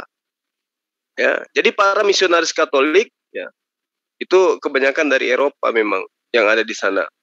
Ya, meskipun mereka itu berjalan kaki dari tempat satu ke tempat yang lain, tetapi mereka menamakan gerakan mereka itu adalah gerakan suci, memberitakan keselamatan kepada orang-orang yang ada di sana. Nah, ini apa? Bukan sebuah karangan, tapi ini adalah fakta yang terjadi, di mana data-data ini juga kami terima dari orang yang kami percayai, gitu loh. Pergerakan-pergerakan misionaris di negara ini ya tidak terlepas daripada adanya peran serta dari umat Katolik itu sendiri. Nah, karena Bang Yohanes Yusuf adanya di pulau yang tidak ada peta, ya makanya nggak tahu berita ini, gitu loh. Sekali-sekali keluar dari persembunyian, Bang, biar bisa begini, tahu berita ini. Ya, begini, Bang. Tentang apa? Tentang ya suku pedalaman di Irian ya, Irian ini. Ya, ini sejauh yang saya tahu tentang misi ini sendiri betul. Misi ini pasti identik dengan orang-orang di luar dari Indonesia, maksudnya pastor-pastor yang dari entah biarawan atau biarawati itu, atau pastor yang datang untuk mewartakan Injil, tapi biasa sasarannya kepada orang-orang seperti ini yang belum mengenal, maksudnya belum mengenal agama ya. Tetapi tidak dalam pengertian bahwa ketika kecil kali ya suara Pak Yusuf. Ya. Iya, masalahnya dia ada di Pulau Patmos. Jangan nanti aku jadi penulis Injil lagi. Injil Yusuf kan susah. Nanti dapat penglihatan. Pak Yusuf dapat penglihatan nanti gimana? Sebentar Pak Yusuf, kita panggilkan Samsan ya. Ini cocok kalau Samsan dengan cocok sama Samsan. Ya, ini karena saya suka dengan yang kalau boleh menyela sedikit nih. Saya kan belum kenal dengan Pak Yusuf. Pak Yusuf ini dari Katolik ya? Iya, Katolik. Oh. Dia uskup berarti besar. Pak Yusuf. Uskup besar. Sebentar lagi sudah muslim. Jadi uskup besar dan setiap harinya makannya ikan paus. Abang semua. Ya, Pak Yusuf, kami di sini ya, kalau saya pribadi lah ya, dari awal itu saya tidak ada istilahnya dengan teman-teman saya yang berbeda keyakinan itu, kami memang tidak pernah membicarakan perbedaan dan apa persamaan atau tentang akidah masing-masing, memang tidak pernah. Tapi ketika saya lihat ada beberapa oknum apologet yang mengatasnamakan diri mereka Kristen, tapi Pak Yusuf boleh lihat sendirilah apakah argumentasi mereka itu sesuai dengan ajaran Kristen menurut Pak Yusuf ya atau tidak gitu. Lihatlah bagaimana mereka memfitnah, memberi tudingan gitu. Nah, jadi itu terkadang ada aksi dan reaksi. Jadi umat Islam ketika bereaksi Pak Yusuf, inilah yang terjadi ketika kami berlomba-lomba menuntut ilmu, karena umat Islam ini sudah terbiasa dari kecilnya Pak Yusuf. Apa-apa tuh dipelajari. Bahasa Al-Quran itu bukan bahasa yang kami kenal. Kami diajarkan bahasanya dari mulai mengenal hurufnya, kemudian setelah tahu hurufnya membacanya, kemudian melafazkannya, terus melafazkannya pun harus sama, kemudian iramanya pun nggak boleh beda. Jadi bayangkan ya Pak Yusuf bagaimana anak-anak umat Islam itu dari kecil itu sudah terbiasa dengan keilmuan. Tiba-tiba kami dikritisi oleh orang yang tidak mengimani, dan kami coba komparasikan dan kami gali Alkitabnya yang kami tidak imani, yaitu Alkitabnya orang Kristen dan orang Yahudi. Jadi jangan kaget ketika kami yang sudah terbiasa dengan keilmuan itu menyampaikan argumentasi yang boleh dikatakan apa ya, kan masuk akal dan berdalih gitu. Bukan berarti kami menyerang kalian bertubi-tubi, bukan, tapi itu dia tadi Pak Yusuf yang saya katakan, kami sudah terbiasa dengan keilmuan itu. Jadi hal-hal terkecil pun kami bisa mencarinya, kami sudah terbiasa menggunakan bahasa asli, filsafat segala macam. Nah, jadi gitu sih Pak Yusuf. Perbedaan yang saya lihat tuh sekarang tuh begitu ya. Dulu kayak Christian Prince, kontennya oleh banyak orang Kristen. Di situ komentar-komentar orang non-Muslim saya melihat sendiri dengan mata kepala saya betapa menghujat Rasulullah dan Allah. Saya tidak berdaya pada masa itu. Saya tidak ada apa yang harus saya lakukan meng-counter ini. Tapi saya pikir saya ingin tahu apakah ajaran mereka benar-benar tidak ada seperti yang dituduhkan. Ini terlepas ya Pak Yusuf ya, apapun bahasan kita pada kali ini gambaran pribadi saya nih. Lalu tiba-tiba Pak Yusuf ketika saya pelajari dan dalami Alkitab Pak Yusuf, ketika nabi saya dituduh nabinya suka perang loh, ternyata para nabi Bani Israel pun berperang. Terus ternyata nabinya suka poligami lah, ternyata nabi-nabi Bani Israel pun poligami. Jadi jangan kaget ketika umat Islam mulai mengkomparasikan, mulai menelusuri jejak-jejak kekristenan, kemudian menyampaikannya kembali kepada kalian. Kemudian kalian merasa, wah kami diserang. Padahal kami hanya melakukan reaksi karena aksi gitu Pak Yusuf. Nah ini yang terjadi pada diri saya pribadi Pak Yusuf. Saya kenapa terjun jadi pendebat ini karena tadinya saya hanya bermanja-manja, merasa agama saya, udah yang penting dalami agama saya rasa cukup dengan ilmu saya. Ternyata, pada akhirnya akidah kami diserang oleh mereka berusaha bertanya tapi menjatuhkan Islam. Oh, nggak bisa. Saya harus maju untuk lebih menguatkan. Nah, itu dia tadi. Setidaknya janganlah orang lain dulu ya. Saya pribadi pun gitu. Saya telusuri ke ujung-ujungnya apa gimana sih orang Yahudi berkeyakinan. Nah, jadi ketemu. Gitu sih Pak Yusuf. Kalau saya pribadi nih, saya tidak mewakili orang lain ya. Maksudnya ini diri saya sendiri. Kenapa saya sekarang ini terjun ke dunia perdebatan ini gitu. Ya, sebenarnya dunia perdebatan ini menarik bagi orang yang suka akan tantangan. Itu Abang Suma tahu lah. Dia tahu ketika bagaimana untuk membuat sesuatu itu menjadi kritis. Karena kebetulan saya juga suka, tetapi yang betul ya, saya juga sudah menanyakan sih. Ada beberapa kawan yang menjadi register ini ya, bagaimana gini jawabannya tetap sama dari dulu ya, nggak usah masuk, nggak saya karena ini berhubungan. Saya lihat ini kapan, saya bilang dunia maya ketika harus dibiarkan maka akan berakibat kepada orang yang tidak terlalu memahami pengajaran baik di dalam Islam maupun di dalam kekristenan. Contoh kalau orang Islam yang tidak terlalu memahami Islam ketika pengaruh dunia maya ini akan fatal juga, bisa fatal akibatnya. Demikian juga orang Kristen yang tidak terlalu mengetahui tentang imannya, pengajaran imannya akan fatal ketika terpengaruh dengan kuat sedikit Pak Yusuf, mohon maaf saya harus nempelin sudah. Padahal volumenya sudah begini sudah dengar, ini sudah habis ini biasa di Pulau Patmos sudah ini makan sudah di Pulau Patmos. Ya itu ya tentang ini aslinya orang mana Pak Yusuf kalau boleh kita kenalan? Saya dekat dengan itu Bang Suma, sebenarnya aslinya Flores, keturunan Jawa juga. Ada Jawanya, ada Floresnya. Tinggalnya di Batam. Oh, di Batam di mana, Pak? Di Piayu. Oh, saya juga di Piayu, di Gebagan. Benar? Ya, mama saya di Bagan, Pak Yusuf rumahnya di mana? Gereja kan banyak di Piayu. Kalau itu gereja Hilarius lah. Biasa kalau Katolik ini enggak banyak. Dia biasanya kalau gereja Katolik ini kemana pasti tanya parokinya. Gitu. Saya baru tahu kalau Hilarius. Bang Yerhanes Yusuf itu tinggalnya di Bagang. Di Batam. Di Batam bukan Bagan. Tadi bilang Bagang kapal mencari ikan itu kan? Oh, kalau Bagang itu yang Mbak Rifa ini. Iya, Bagan, bukan Bagang, saya di Bagan. Jadi mama saya masih di Bagan, Pak Yusuf ini di mana Piayunya, kalau boleh saya tahu? Di Kompleks Bidadari ya. Oh, di Bidadari. Kapan kita debat live Pak, langsung Pak? Bisa ya. Kalau saya pulang ke sana. Saya pikir Bang Yerhanes Yusuf ini nggak ada di peta lagi ternyata. Patmos pun keluar kan. Walaupun Batam itu Bang Zuma, walaupun kecil begitu, lumayan banyak juga ya perantau ke sana ya Pak Yusuf mengadu nasib ya. Iya. Jadi campur di sana Bang Zuma, kota Batam itu. Saya mama saya masih di sana Pak Yusuf di Kampung Bagan.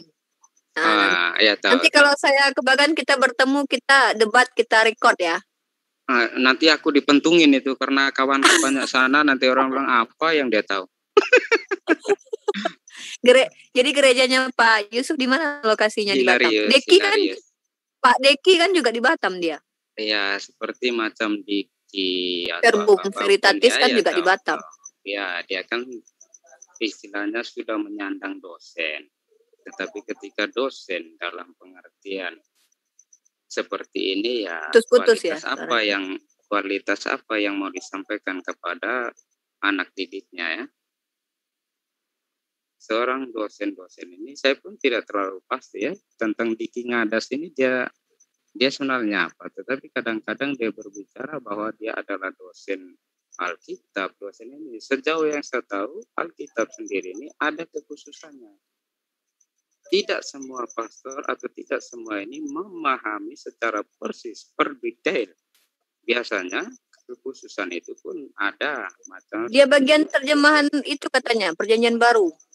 Kalau terjemahan dia tidak bisa masuk ke tafsiran Perjanjian Baru. Esegesa. Kalau dia ekseget, dia tidak bisa dalam artian bisa mengartikan Trinitas secara gamblang. Karena ini ada perumusan-perumusan yang ini istilahnya memang dia akan tahu garis besarnya. Tetapi dia tidak bisa memahami secara pasti ya. Karena seru ini Pak Yusuf. Kalau kita bertemu nih Pak Yusuf, saya, Pak Deki, Pak Yusuf, kita bertemu mungkin di Mega Mall gitu ya, kita janjian ya. Kalau Pak Deki kan pasti dia mengatakan dia punya level yang sudah mungkin dikenal karena ada channel YouTube-nya. Ya, tapi jujur aja kalau saya Pak Yusuf, saya lebih bisa memahami bahasanya Pak Yusuf daripada itu Pertum siapa namanya itu Verbum begini ya, ini kebiasaan ya, kebiasaan orang yang belajar filsafat menggunakan bahasa ilmiah. Salah satu dia menggunakan bahasa-bahasa itu menipu aja. Ini macam Bang Suma tadi sudah tendensi ini mengingatkan aku saja. Kalau Bang Suma dari dulu bisa dipakai Pak Yusuf. Ya, itu maksudnya Bang itu dipahami orang-orang bawah bisa paham, tapi kalau verbum itu dia tidak menjangkau, dia tidak bermaksud menjangkau orang di bawah dia sengaja agar orang yang di bawah dia itu manggut-manggut terus merasa oh iya pintar kali orang ini, padahal yang dibicarakannya biasa saja ya. Ini juga problematik ketika orang mempelajari filsafat dengan menggunakan bahasa-bahasa ilmiah untuk mengaburkan apa yang mau disampaikan. Biasa komunikasi ini sebenarnya komunikasi yang efektif bisa dimengerti oleh lawan bicara kita. Itulah komunikasi yang efektif. Saya udah pelajari itu gayanya itu verbum. Ya, saya biasa melihat. Ini Pak Yusuf ini ya sekali temani ngobrol ini. Iya, karena memang dia ini Bang, dia Pak Yohanes Yusuf ini dulu pernah jadi dosen bahasa daerah. Dengan Bang Zuma pernah ketemu ya? Pernah ngopi darat gitu? Enggak. Belum. Saya udah janjian, tapi sementara tahap asap parang dulu. Iya. Tapi memang Pak Yusuf bukan bermaksud untuk meninggikan satu denominasi kekristenan dari yang lain sih bukan ya. Tapi saya itu memang agak banyak dekat dengan orang-orang yang notabene-nya itu dari Katolik ya. Maksudnya sejak teman diskusi mulai saya diskusi di Facebook atau secara japri itu rata-rata yang dengan teman-teman Katolik itu biasanya berawal dengan sapaan manis di awal kemudian perpisahan manis di akhir. Tapi kalau yang dengan teman-teman non Katolik itu biasanya dari awal itu sudah mulai dengan cara yang tidak etis dari mereka dan saya pun tidak mau begitu saja, maksudnya mereka menghina agama saya komparasikan. Nah, di akhir pun selesainya pun tidak bagus. Tapi rata-rata yang Katolik teman diskusi saya diawali dengan sapaan manis dan diakhiri dengan juga perpisahan yang manis. Bahkan kami sempat beberapa kali dengan teman Katolik itu yang sempat, ayo silakan berkunjung ke rumah saya nanti kita bertemu sebelum COVID dulu. Nah itu sih Pak yang boleh saya bagikan sih. Saya udah janjian sama Pak Yusuf, katanya mau ke Makassar. Sama juga di Makassar. Iya. Tapi Pak Yusuf sendiri memang ini ya, memang pastor atau bagaimana? Pastor ini begini, kebetulan ini hanya menceritakan sedikit. Dia uskup. Enggak, kebetulan dulu mengenal ini apa formasi ini pernah ikut sih, tetapi karena saya tidak mempunyai tujuan untuk menjadi seorang presbiter. Dia berhenti mirip Pak, karena dia tidak mau berbohong di panggung. Enggak, nanti saya datang dia di rumahnya bidadari itu. Saya tahu bidadari itu, nanti saya cari dia. Iya. Tapi jangan serang istri saya nanti nggak tahu apa. Saya tidak tipikal penyerang Pak, saya lebih ke defend. Saya bukan striker. Ya, sebenarnya sih ada beberapa istilahnya. Kami ini biasa yang XX ini ada ikatan, ada jalinan masih dalam ini. Nanti kita makan di Piayu Laut ya Pak? Bisa enak itu. Itu karena itu macam istilahnya dalam formasi ini bagi kami yang keluar dari situ pun masih ada hubungannya ya. Walaupun jauh dari kami yang kami tidak kenal biasanya pun akan terjaring. Orang ini akan menjadi XX ini, makanya kami akan tahu siapa-siapa yang ini. Sehingga dalam macam kontak kami tentang ini ketika ada cerita ini. Kebanyakan orang-orang yang ini belajar ini malas untuk masuk ke hal-hal yang begini ya, perbincangan seperti ini. Berat karena gitu, berat Pak. Bukan berat, mereka merasa begini ya. Ya, kami tahu cara berpikir kritis, tapi bukan berarti kami harus melukai orang yang harus mengimani iman mereka. Seperti itu sih. Karena sudah tahu orang kalau belajar filsafat biasanya tahu cara berpikir kritis itu. Umumnya ya. Umumnya akan tahu bagaimana ini. Kesalahan di mana para ekseget maksudnya para apologet Kristen terutama. Tapi sekarang mereka juga sudah mulai membuka pengetahuan filsafat dalam sebelum memasuki sekolah teologi kelihatan sudah ada ya.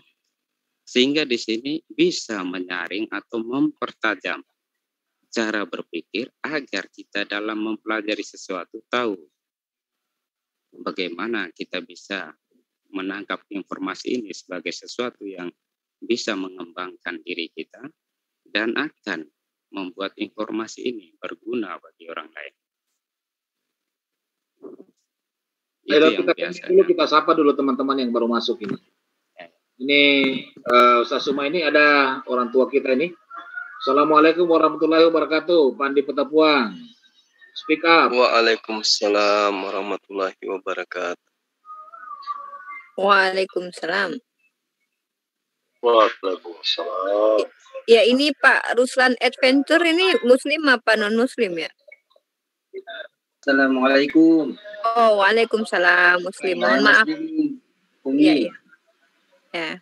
Pak Obi. Ya mana tahu. Pak Obi XP. Saya menyimak aja di sini ya. Ya, nggak mana tahu mana ada temennya Pak Yusuf yang mungkin bisa sama-sama membagikan pandangannya tentang apa yang kita bicarakan ya kan? Jangan di sini cuman bicara ngobrol santai. Assalamualaikum ya ikhwan fillah.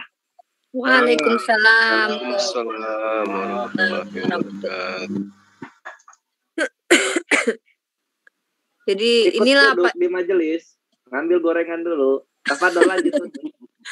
Itulah Pak Yusuf ya, maksudnya sebenarnya Pak Yusuf ya kalau kita ngobrol-ngobrol seperti ini kayak Bang Zuma gitu kan, kayak saya pribadi mungkin kami ini bukan kalau dibilangnya kalau Kristen ada istilah kasihilah musuh gitu kan, tampar pipi kiri kasih kanan gitu kan. Sakit dong. Iya benar kan Pak Yusuf. Makanya bener, tadi kan? Saya bilang mirip Pak Yusuf dulu itu pastor. Ketika dia tidak mau berbohong di panggung, makanya dia disuruh bunuh. Itu tadi karena kan dikasih pipi kiri sakit lah.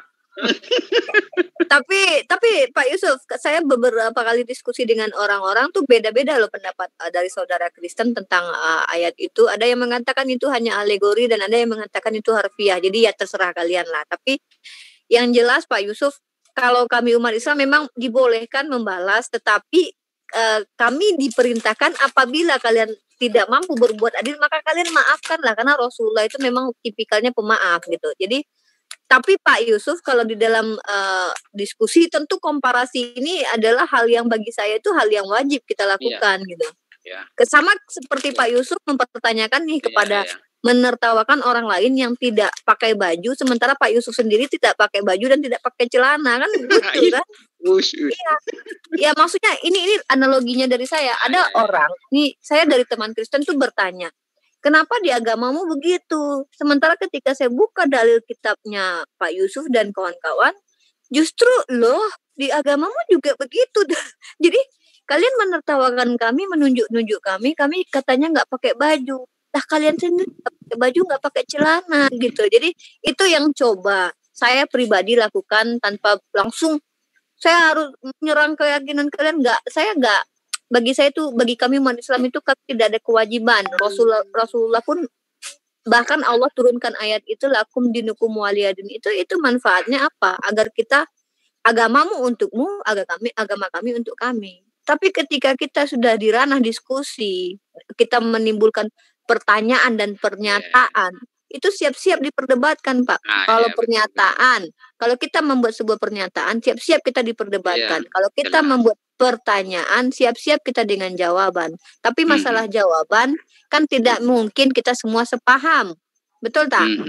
Betul. Nah, gitu. Jadi yang tidak siap ini adalah orang-orang yang, mohon maaf kalau saya boleh bilang, mereka tidak berilmu tetapi justru berusaha untuk menyerang orang lain. Misal nih, ketika mereka tidak siap dengan perdebatan dan tidak siap dengan jawaban yang berbeda, mereka menimbulkan hujatan, akhirnya menghujat agama lain. Nah, ini yang disayangkan Pak Yusuf dari kawan-kawan apologet ya. Saya lihat ada beberapa oknum yang boleh saya ingat itu ketika mereka ke jalur diskusi berawal ingin membela keyakinan mereka dan mereka tidak mampu berargumentasi karena ketika mereka menuduh mereka ketabok terus yang akhirnya apa yang timbul? Hujatan, kebencian, kemudian mulai framing, mulai serang personal. Nah, ini yang saya tuh kadang-kadang justru bagi saya itu hal yang kalau tidak siap berdebat ya sudah, jangan buat pernyataan, jangan buat pertanyaan, berhenti. Hidup ini kan pilihan gitu. Iya. Itu sih Pak Yusuf. Ya, betul sih tentang ini ya, tentang masalah perbedaan ini, cara pendekatan Alkitab itu sendiri pun sudah beda. Tetapi biasanya orang yang mengenal pembelajaran Alkitab akan walaupun tidak sama persis, tetapi nilai pentingnya itu akan sama. Tetapi ketika berbicara tentang nilai teologisnya, ya mungkin akan berbeda lagi.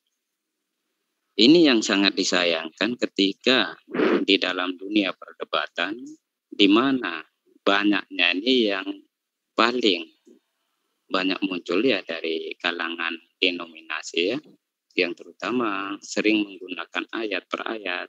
Nah, ini akan sangat berbahaya ya, tanpa mengetahui pendekatan pembelajarannya. Sehingga mengartikan sesuatu dengan ayat tertentu, maka ini akan menghilangkan makna apa yang mau disampaikan.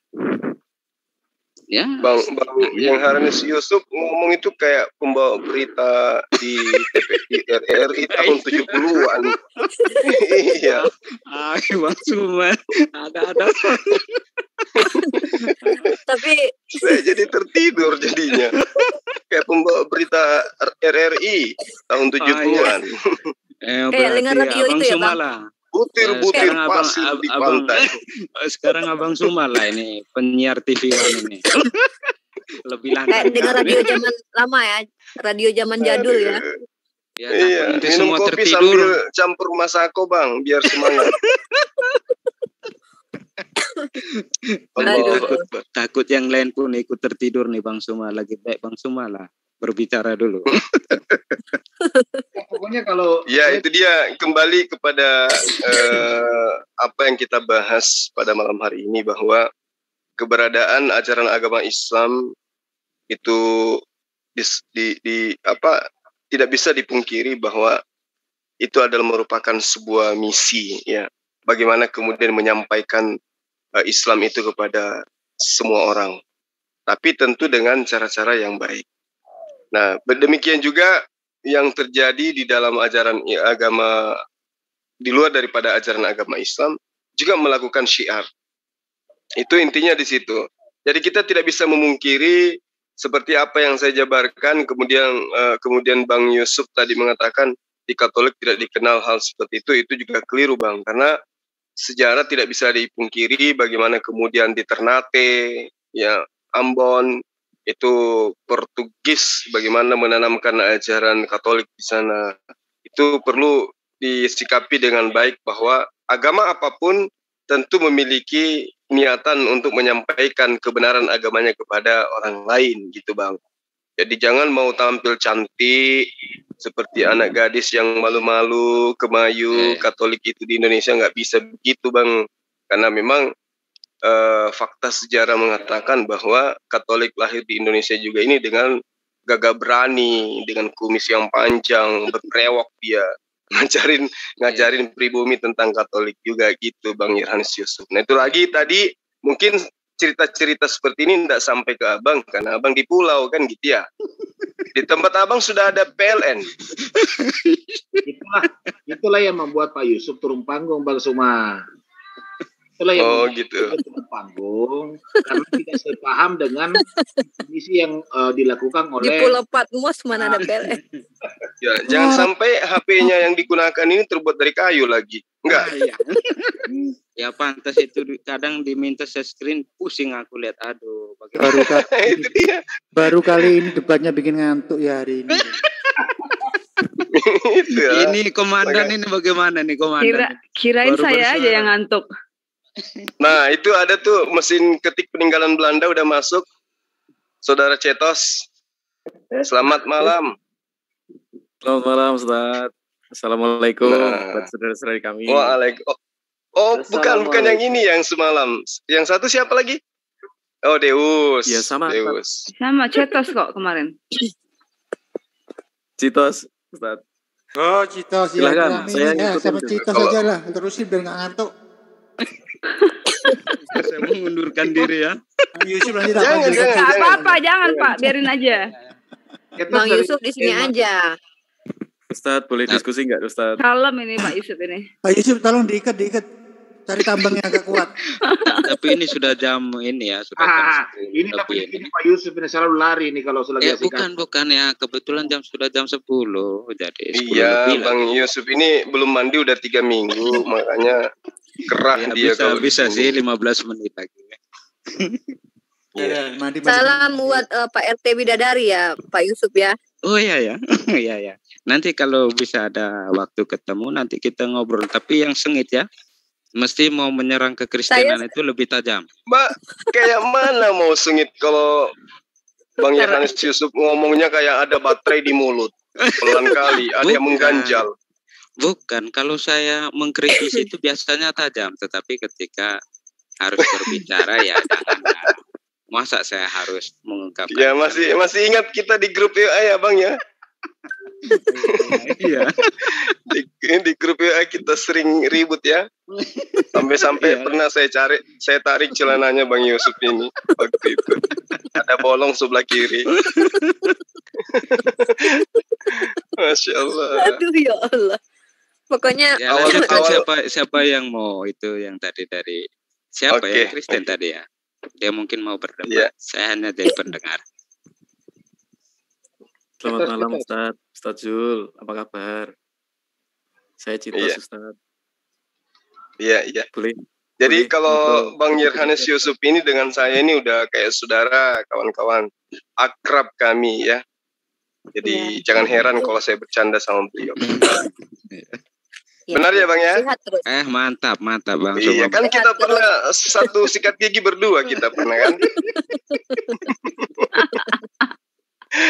Allahu Akbar. Ya mungkin Adinda Rifa atau teman yang lain mau berdialog dengan sahabat Citos. Silakan. Sembari saya ini bikin kopi dulu. Ya mungkin Citosnya mungkin ada yang dibicarakan. Kalau boleh sih dengan Ustadz Suma, saya cuma ingin sedikit membuka kopinya apa nggak diberi masak perjanjian lama. Iya, Bang Zuma, Citos pengen diskusi dengan Bang Zuma. Mau bahas apa ini Bang? Ampun Bang, saya lebih muda dari Bang Zuma, nggak enak saya dipanggil Bang. Oh iya, oke lah, Adinda Cetos.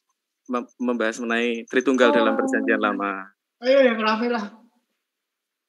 Oh iya boleh, silakan.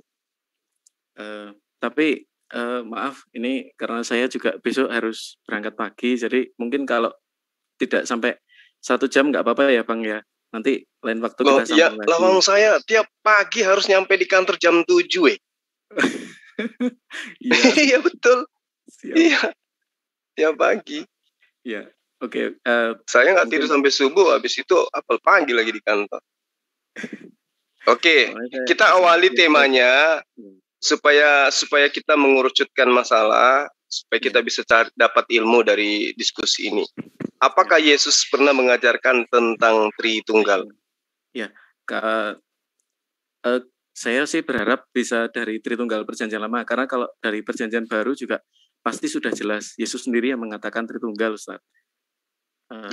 Di perjanjian baru tentang Tritunggal itu yang mana dalilnya coba? Yang dalam perjanjian baru itu jelas sekali. Matius 28 ayat 19, baptislah mereka dalam satu nama, Bapa, Anak, dan Roh Kudus. Jadi itu dalam tiga nama. Dalam satu nama, karena kan itu menggunakan onoma ya, bukan onomata, onomati. Melainkan onoma itu ini menggunakan singular. Jadi dalam satu nama itu Bapa, Anak, dan Roh Kudus. Jadi itu udah final perkataan dari itu tiga nama itu. Iya, dalam tiga nama. Maksudnya kalau kita hitung tiga nama, Bapa, Putra, dan Roh Kudus. Tetapi di dalam bahasa Yunaninya, baptislah mereka dalam onoma. Onoma itu singular, Ustadz. Saya tidak tertarik berbicara tentang perjanjian baru. Saya tertarik dalam perjanjian lama. Bagaimana? Dan kemudian ada juga kalau berbicara mengenai perjanjian lama, berarti kita perjanjian baru juga ada juga misalnya 1 Yohanes 5 ayat 7 itu jelas itu adalah Tritunggal dalam perjanjian baru. Itu eksplisit sekali apa? Bapa, Anak, dan Roh. Bapa dan ketiganya adalah satu. Itu adalah eksplisit sekali. Bisa kita buka baik dari kode-kode tertua, lebih tua dari Sinaiticus dan lebih tua dari Sinaiticus ataupun dari Kodeks Vatikanus. Ada yang lebih tua dari itu dan itu memuat 1 Yohanes 5 ayat 7. Nah, saya tertarik untuk membahas dari perjanjian lama. Kita membuka dari Ulangan 6 ayat 4, Ustaz. Ulangan 6 ayat 4. Jadi kalau saya usulkan barangkali nih Bang Suma. Ini kan ada Pak Yusuf nih. Iya. Nah, jadi Bang Suma sama Umi Rifa, Pak Yusuf sama Pak Cetos kan Pak Yusuf kan juga kan kurang lebih 1 jam lah. Kita ambil waktu 1 jam. Janganlah, saya 15 menit.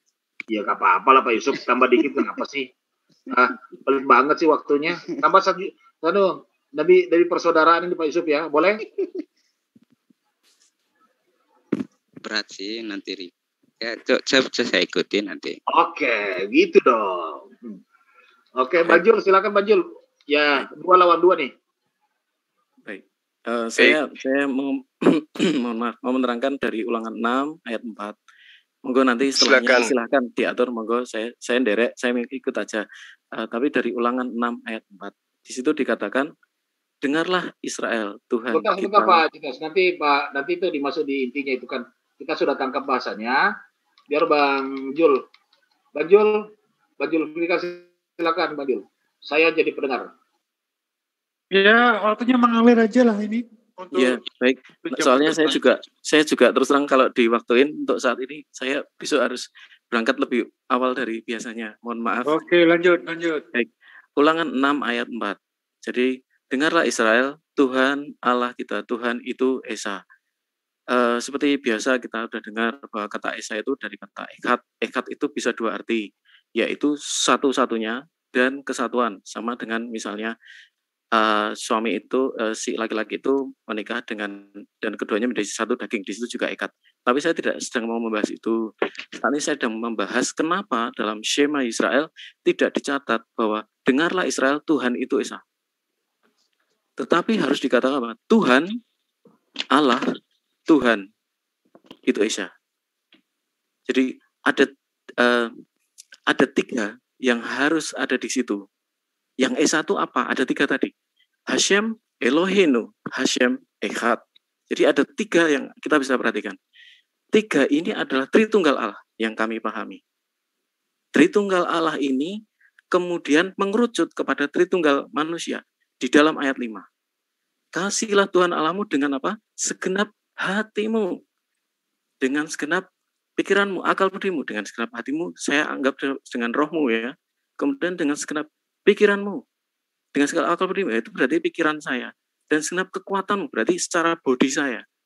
Jadi Tritunggal Allah dalam Ulangan 6 ayat 4, itu tercermin dalam, artinya mengerucut menjadi Tritunggal manusia dalam Ulangan 6 ayat 5. Artinya apa? Kita di-made dalam satu pattern. Pattern manusia itu di-pattern dari Tritunggalnya Allah. Jadi kenapa kok manusia diciptakan dalam satu manusia yang echad, dalam satu manusia esa, ada jiwa dan roh di dalam dirinya. Jadi ada ketiganya ini bisa kita pisahkan. Pikiran citos bisa dipisah. Kita bisa membedakan. Tetapi hanya ada satu citos di situ. Atau misalnya Pendeta Yusuf, pikiran Pendeta Yusuf bisa kita bedakan. Tetapi hanya satu. Nah, pattern manusia Tritunggal inilah berasal dari siapa? Kalau Tuhan itu hanya satu tunggal yang toktil, maka tidak akan muncul pattern manusia yang dalam satu diri manusia ada pikiran dan rohnya. Nah, itulah kenapa bahwa Tuhan kami sejak dalam perjanjian lama, dia sudah echad dari sananya. Dia sudah Tritunggal dari sananya. Mungkin demikian, Ustaz. Silakan. Oh, baik. Iya. Maaf. Saya juga mempunyai sebuah dasar dari pandangan Yudaisme. Jadi saya tidak asal untuk pandangan ini. Pandangan saya berasal dari kitab Zohar. Kalau boleh saya share link sebentar. Saya buka dari Sefaria.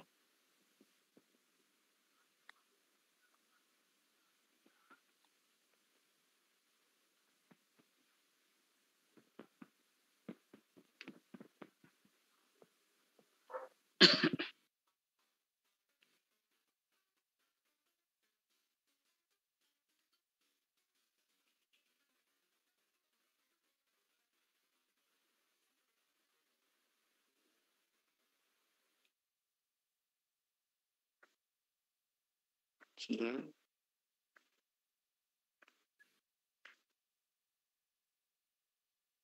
Nah, baik, saya bacakan.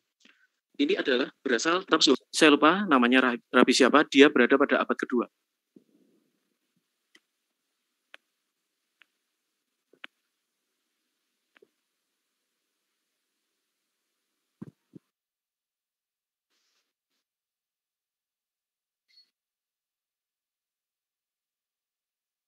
Oke, saya bacakan. Concerning the meaning of the Shema Israel, the Zohar writes 160. The two words Shema Yisrael or Israel express a unification, which are the three words Hashem, Eloheinu, Hashem. Jadi ada tiga di situ. Hashem, monggo silakan. Baik. Adinda Rifa mau ditanggapin? Atau saya tambahkan sedikit. Halo? Ya. Ya, halo. Ya, saya bisa tambahkan sedikit tentang pengertian Tritunggal yang diambil di dalam kitab Taurat. Ya. Ini karena indikasi yang dimunculkan di dalam. Suaranya kecil, Bang. Halo, bisa dengar? Ya. Ya, ini saya bilang bahwa indikasi yang dimunculkan di dalam Taurat bagaimana menggambarkan tentang Allah, ini yang menjadi titik tolak untuk merefleksikan atau merumuskan tentang Tritunggal. Oleh karena itu, dalam cara pandang atau melihat apa yang dimunculkan, kita tidak bisa pungkiri tentang kemajemukan yang dimunculkan dari Taurat itu sendiri ya. Ya, salah satu yang seperti kawan ini katakan tentang prototipe yang mau dimunculkan di dalam manusia. Gambaran-gambaran ini yang dikatakan tentang pikiran, roh, dan itu merupakan prototipe yang mau menggambarkan tentang Tritunggal. Tritunggal seharusnya didukung dengan pemahaman filsafat dan pengajaran para bapak gereja. Sehingga dalam pengamatan atau mencermati indikasi yang dimunculkan dari Taurat maupun dari Perjanjian Baru, kita bisa melihat untuk mempertanggungjawabkan Alkitab sebagai sesuatu yang bisa dipertanggungjawabkan tanpa kerangka Trinitas. Bagaimana kita menjawab indikasi yang dimunculkan dari Taurat, apa apalagi dalam perjanjian baru. Seperti yang kawan jelaskan di dalam perjanjian baru itu jelas kan. Oke, hanya seperti itu.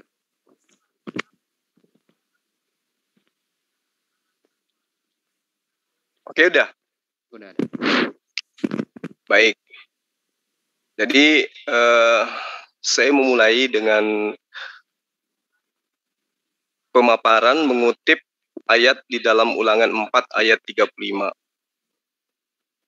Di situ dikatakan bahwa engkau diberi melihatnya untuk mengetahui bahwa Tuhanlah Allah, tidak ada yang lain kecuali Dia. Nah, Allah ini kemudian, atau Hasem ini kemudian, dipecah oleh teman-teman Kristen menjadi 3 bagian. Jadi pada diri Allah, ketika mengutip daripada apa yang tertuang di dalam Ulangan 6 ayat 4, di sini ditafsirkan bahwa pada diri Tuhan itu terdiri dari 3 unsur atau 3 pribadi. Yang kemudian dikatakan roh, jasad, dan juga apa tadi yang satu? Pikiran atau akal budi. Nah, pikiran dan akal budi. Ya. Jadi ketika ini dijadikan sebagai sebuah acuan bahwa pikiran atau akal budi dan juga jasad dan juga roh adalah 3 bagian pada diri manusia, maka saya hanya ingin mengatakan seperti ini, bahwa akal manusia itu tidak bisa menjadi sesuatu karena melekat pada diri seseorang. Ketika akal, pikiran ini menjadi sesuatu, maka itu adalah karya daripada akal. Bukan akal yang kemudian nuzul menjadi sesuatu. Misalnya nih, ini sederhana. Mohon maaf, saya harus mengutip bahasa yang kedengarannya mungkin agak jorok. Ketika ide, pikiran ini ya, ingin buang hajat, maka orang tersebut otomatis akan masuk ke toilet, buang hajat. Pemikirannya, ide yang muncul dari akalnya kemudian yang adalah bagian daripada dirinya sendiri, menyebabkan adanya gerakan, di mana gerakan itu melahirkan sebuah kondisi orang tersebut membuang kotoran dari dirinya. Kalau yang keluar daripada ide gagasan itu nuzul menjadi sebuah karya atau sebuah benda atau individu baru, dikatakan bahwa itu adalah ide itu sendiri, maka silakan Anda mengiyakan bahwa kotoran yang keluar dari anus Anda itu adalah Anda itu sendiri. Ini kalau kita berlogika, kalau kita memaknai kitabnya agama Yahudi dengan pemaknaan penafsiran yang seperti yang Anda imani. Nah, lalu kemudian di dalam Ulangan 32 ayat 39, lihatlah sekarang bahwa akulah Dia. Tidak ada Allah kecuali aku. Akulah yang mematikan dan menghidupkan. Aku telah meremukkan, tetapi akulah yang akan menyembuhkan.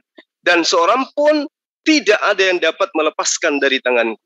Ulangan 32 ayat 39. Jadi kalau kemudian dikatakan Tritunggal itu sudah ada dari sejak ajaran perjanjian lama dengan mengutip Ulangan 6 ayat 4 daripada Ulangan 6 itu. Maka itu adalah sesuatu yang saya katakan mengada-ngada gitu loh. Kenapa saya katakan mengada-ngada? Karena orang-orang Yahudi yang mengerti kitabnya itu sendiri itu tidak memahami seperti yang dijabarkan oleh kemudian sahabat kita yang ada di sini gitu. Artinya bahwa ketika ingin mendudukkan konsep ketuhanan yang ada di dalam perjanjian baru, maka barulah kemudian mengambil dan mencari dan mengambil dalil yang ada yang sekiranya bisa ya memungkinkan itu adalah cikal bakal adanya Tritunggal yang diimani oleh orang Kristen. Oke, kita anggap itu adalah sebuah kenyataan yang dialami oleh orang Kristen, bahwa mereka mampu menemukan sebuah dalil di dalam perjanjian lama untuk mendudukkan ya seakan-akan melegalkan konsep Tritunggal itu di dalam iman mereka. Namun yang menjadi pertanyaan kemudian adalah apakah kemudian orang-orang yang memiliki kitab ini juga mengakui konsep itu? Apakah mereka mengakui mengimani sementara mereka itu memahami kitab mereka. Devarim mengajarkan bagaimana kemudian tidak ada Tuhan lain selain daripada yang mereka sembah. Nehemia mengajarkan kepada mereka bagaimana kemudian di dalam sembahan mereka itu hanya satu. Ya, Tehillim kitabnya mereka mengajarkan juga yang sama. Yesaya juga mengajarkan hal yang sama.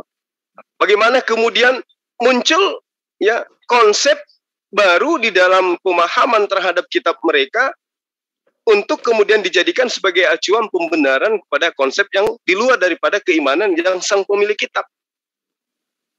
Sementara dikatakan Ani Hasem Fe'im Abzulati en Elohim Aser Cafilo Yedatani.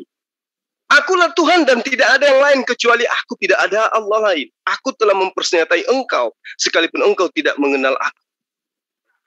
Nah, sekiranya mungkin Tritunggal itu benar adanya, bahwa ketika dia benar, maka anak yang dilahirkan oleh Maria itu adalah Tuhan itu sendiri, maka yang pantas dan boleh mengajarkan dirinya sebagai Tuhan itu sendiri, yang adalah Yod-Heh-Vav-He atau Hasem atau Elohim, adalah dia yang telah datang dalam rupa manusia. Kenapa? Karena tadi dikatakan ada 3 unsur pribadi yang kemudian menjadi satu kesatuan. Roh, akal, kemudian jasad. Nah, jasadnya telah datang ke muka bumi, tapi dia tidak pernah mengakui kalau dirinya itu adalah bagian daripada Allah itu sendiri. Bahkan dia dengan jujur mengatakan, aku tidak dapat berbuat apa-apa dari diriku sendiri. Nah, sekarang ketika jasad ini, dan juga roh ini, dan juga akal ini, bisakah seseorang manusia berkata-kata dengan mengatakan, saya tidak mampu berbuat apa-apa dari diriku sendiri. Sementara sudah komplit di dalam dirinya. Ada akal, ada roh, ada jasad. Tetapi mulutnya mengatakan tidak dapat berbuat apa-apa dari dirinya sendiri. Tapi saya tidak tahu, mana tahu akal saya mampu melakukan itu. Atau saya tidak tahu, mana tahu roh saya mampu melakukan itu. Nanti saya akan berdoa kepada rohku, nanti saya akan meminta kepada kepada akalku, mana tahu saya bisa melakukan itu. Ini adalah hal yang mustahil. Nah, itu yang terjadi ketika Tritunggal itu dijadikan sebagai acuan pembenaran bahwa Tuhan itu 3 di dalam satu pribadi atau tiga pribadi dalam satu hakikat, maka itu tidak akan mungkin terjadi. Makanya saya katakan sampai sahabat-sahabat Kristen itu, sampai sahabat-sahabat Kristen keluar biji matanya memplototin itu kitab, tidak akan pernah menemukan Yesus itu adalah Hasem itu sendiri. Tidak akan pernah bisa mencari jalan bagaimana kemudian Yesus yang mereka tuhankan itu duduk sebagai Yod-Heh-Vav-He. Nggak mungkin. Tidak akan pernah sampai kapanpun. Karena pada kenyataannya ajarannya sudah selesai. Dan ternyata pada saat dia datang, dia ajarkan dirinya adalah sebagai manusia. Aku anak manusia. Aku tidak dapat berbuat apa-apa dari diriku sendiri. Nah, sekarang apakah jasad mampu berkata seperti itu, lalu kemudian yang mampu berbuat lebih dari yang diperlakukan jasad itu adalah rohnya, adalah akalnya? Tentu tidak. Tentu tidak, karena ini adalah satu kesatuan yang tidak mungkin terpisahkan. Ketika jasad mengatakan, aku tidak mampu berbuat apa-apa dari diriku sendiri, itu adalah instruksi dari roh, dan itu adalah manifestasi dari buah akal. Berarti ketiganya sama-sama tidak bisa berbuat apa-apa dari dirinya sendiri. Demikian juga dengan Yesus. Jadi yang bisa berbuat apa-apa dari dirinya sendiri itu adalah esensi yang di luar daripada dirinya sendiri. Sama antara akal, pikiran, jasadku ketika aku mengatakan Zulkifli tidak mampu berbuat apa-apa dari dirinya sendiri. Berarti ketiga aspek yang ada di dalam dirinya itulah yang mengakui itu. Dan yang bisa berbuat apa-apa di luar daripada kemampuan Zulkifli mungkin orang lain, yang pasti adalah di luar daripada roh, akal, dan juga jasadnya Zulkifli yang Abbas. Itulah yang terjadi pada Yesus. Nah, tapi kemudian ketika konsep Tritunggal itu jadikan sebuah dalil pembenaran terhadap konsep rumusan-rumusan bapak-bapak gereja mendudukkan Yesus sebagai satu pribadi di antara 3 pribadi yang adalah satu hakikat, maka kembali kepada tadi. Dari mana asal-usul konsep ini? Kalau hanya menggunakan Ulangan 6 ayat 4, terlalu banyak dalil-dalil lain yang membantah konsep itu. Nah, maka muncul pertanyaan, konsep ini sudah benar atau tafsiran Anda yang keliru? Silakan. Halo, Mungkin saya bisa itu lebih dahulu Rifa ya mau menanggapi. atau Ya, mau sorry tadi saya keluar. Apa ini H2H atau gimana Bang Zuma? Boleh ditambahkan, Bang Yusuf tadi ngomong kita boleh 10, dia sendiri katanya. Tidak. Begini, Oh, ini tidak. sebelum saya mau mengakhiri ini untuk Ya, membahas tentang bersama. Tritunggal Dek, di perjanjian Ya. lama ada Oke, tawaran oke. dari Adinda Citos ya. Ya, Beliau ini yang sama saya Bang Yusuf, kita boleh bukan berdua. ya, Oke, ya. boleh.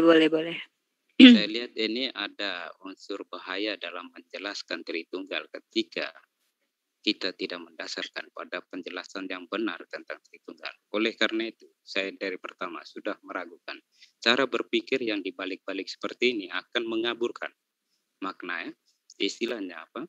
Bahwa konsep Tritunggal di dalam kekristenan mesti dilihat dari perjanjian baru ini, di mana para bapak gereja melihat indikasi yang dimunculkan dalam perjanjian baru. Oleh karena Suaranya itu, Bang, di volumenya ditambahin sedikit dong. Halo, ya, halo, bisa dengar? Bisa dengar?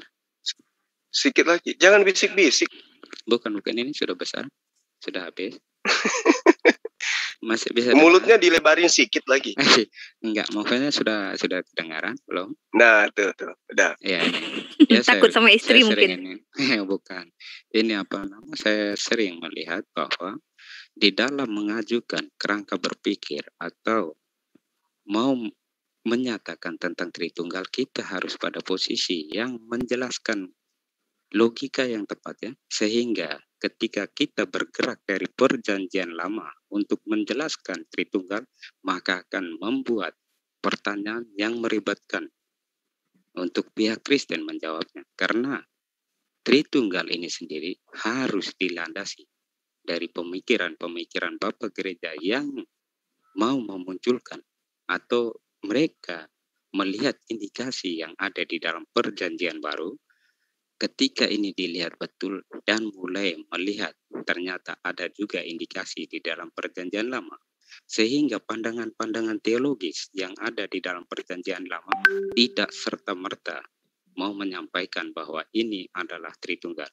Itu yang perlu diperhatikannya, sehingga dalam penyampaian penjelasan tentang rumusan Tritunggal mesti ada dasar pemahaman filsafatnya untuk memahami bagaimana kerangka pikir para bapak gereja dalam menyusun Tritunggal itu sendiri, di mana dari indikasi yang dimunculkan di dalam perjanjian baru yang sudah jelas dari sini, baru kita melihat di dalam perjanjian lama tentang apa yang mau dimunculkan, tentang kemajemukan.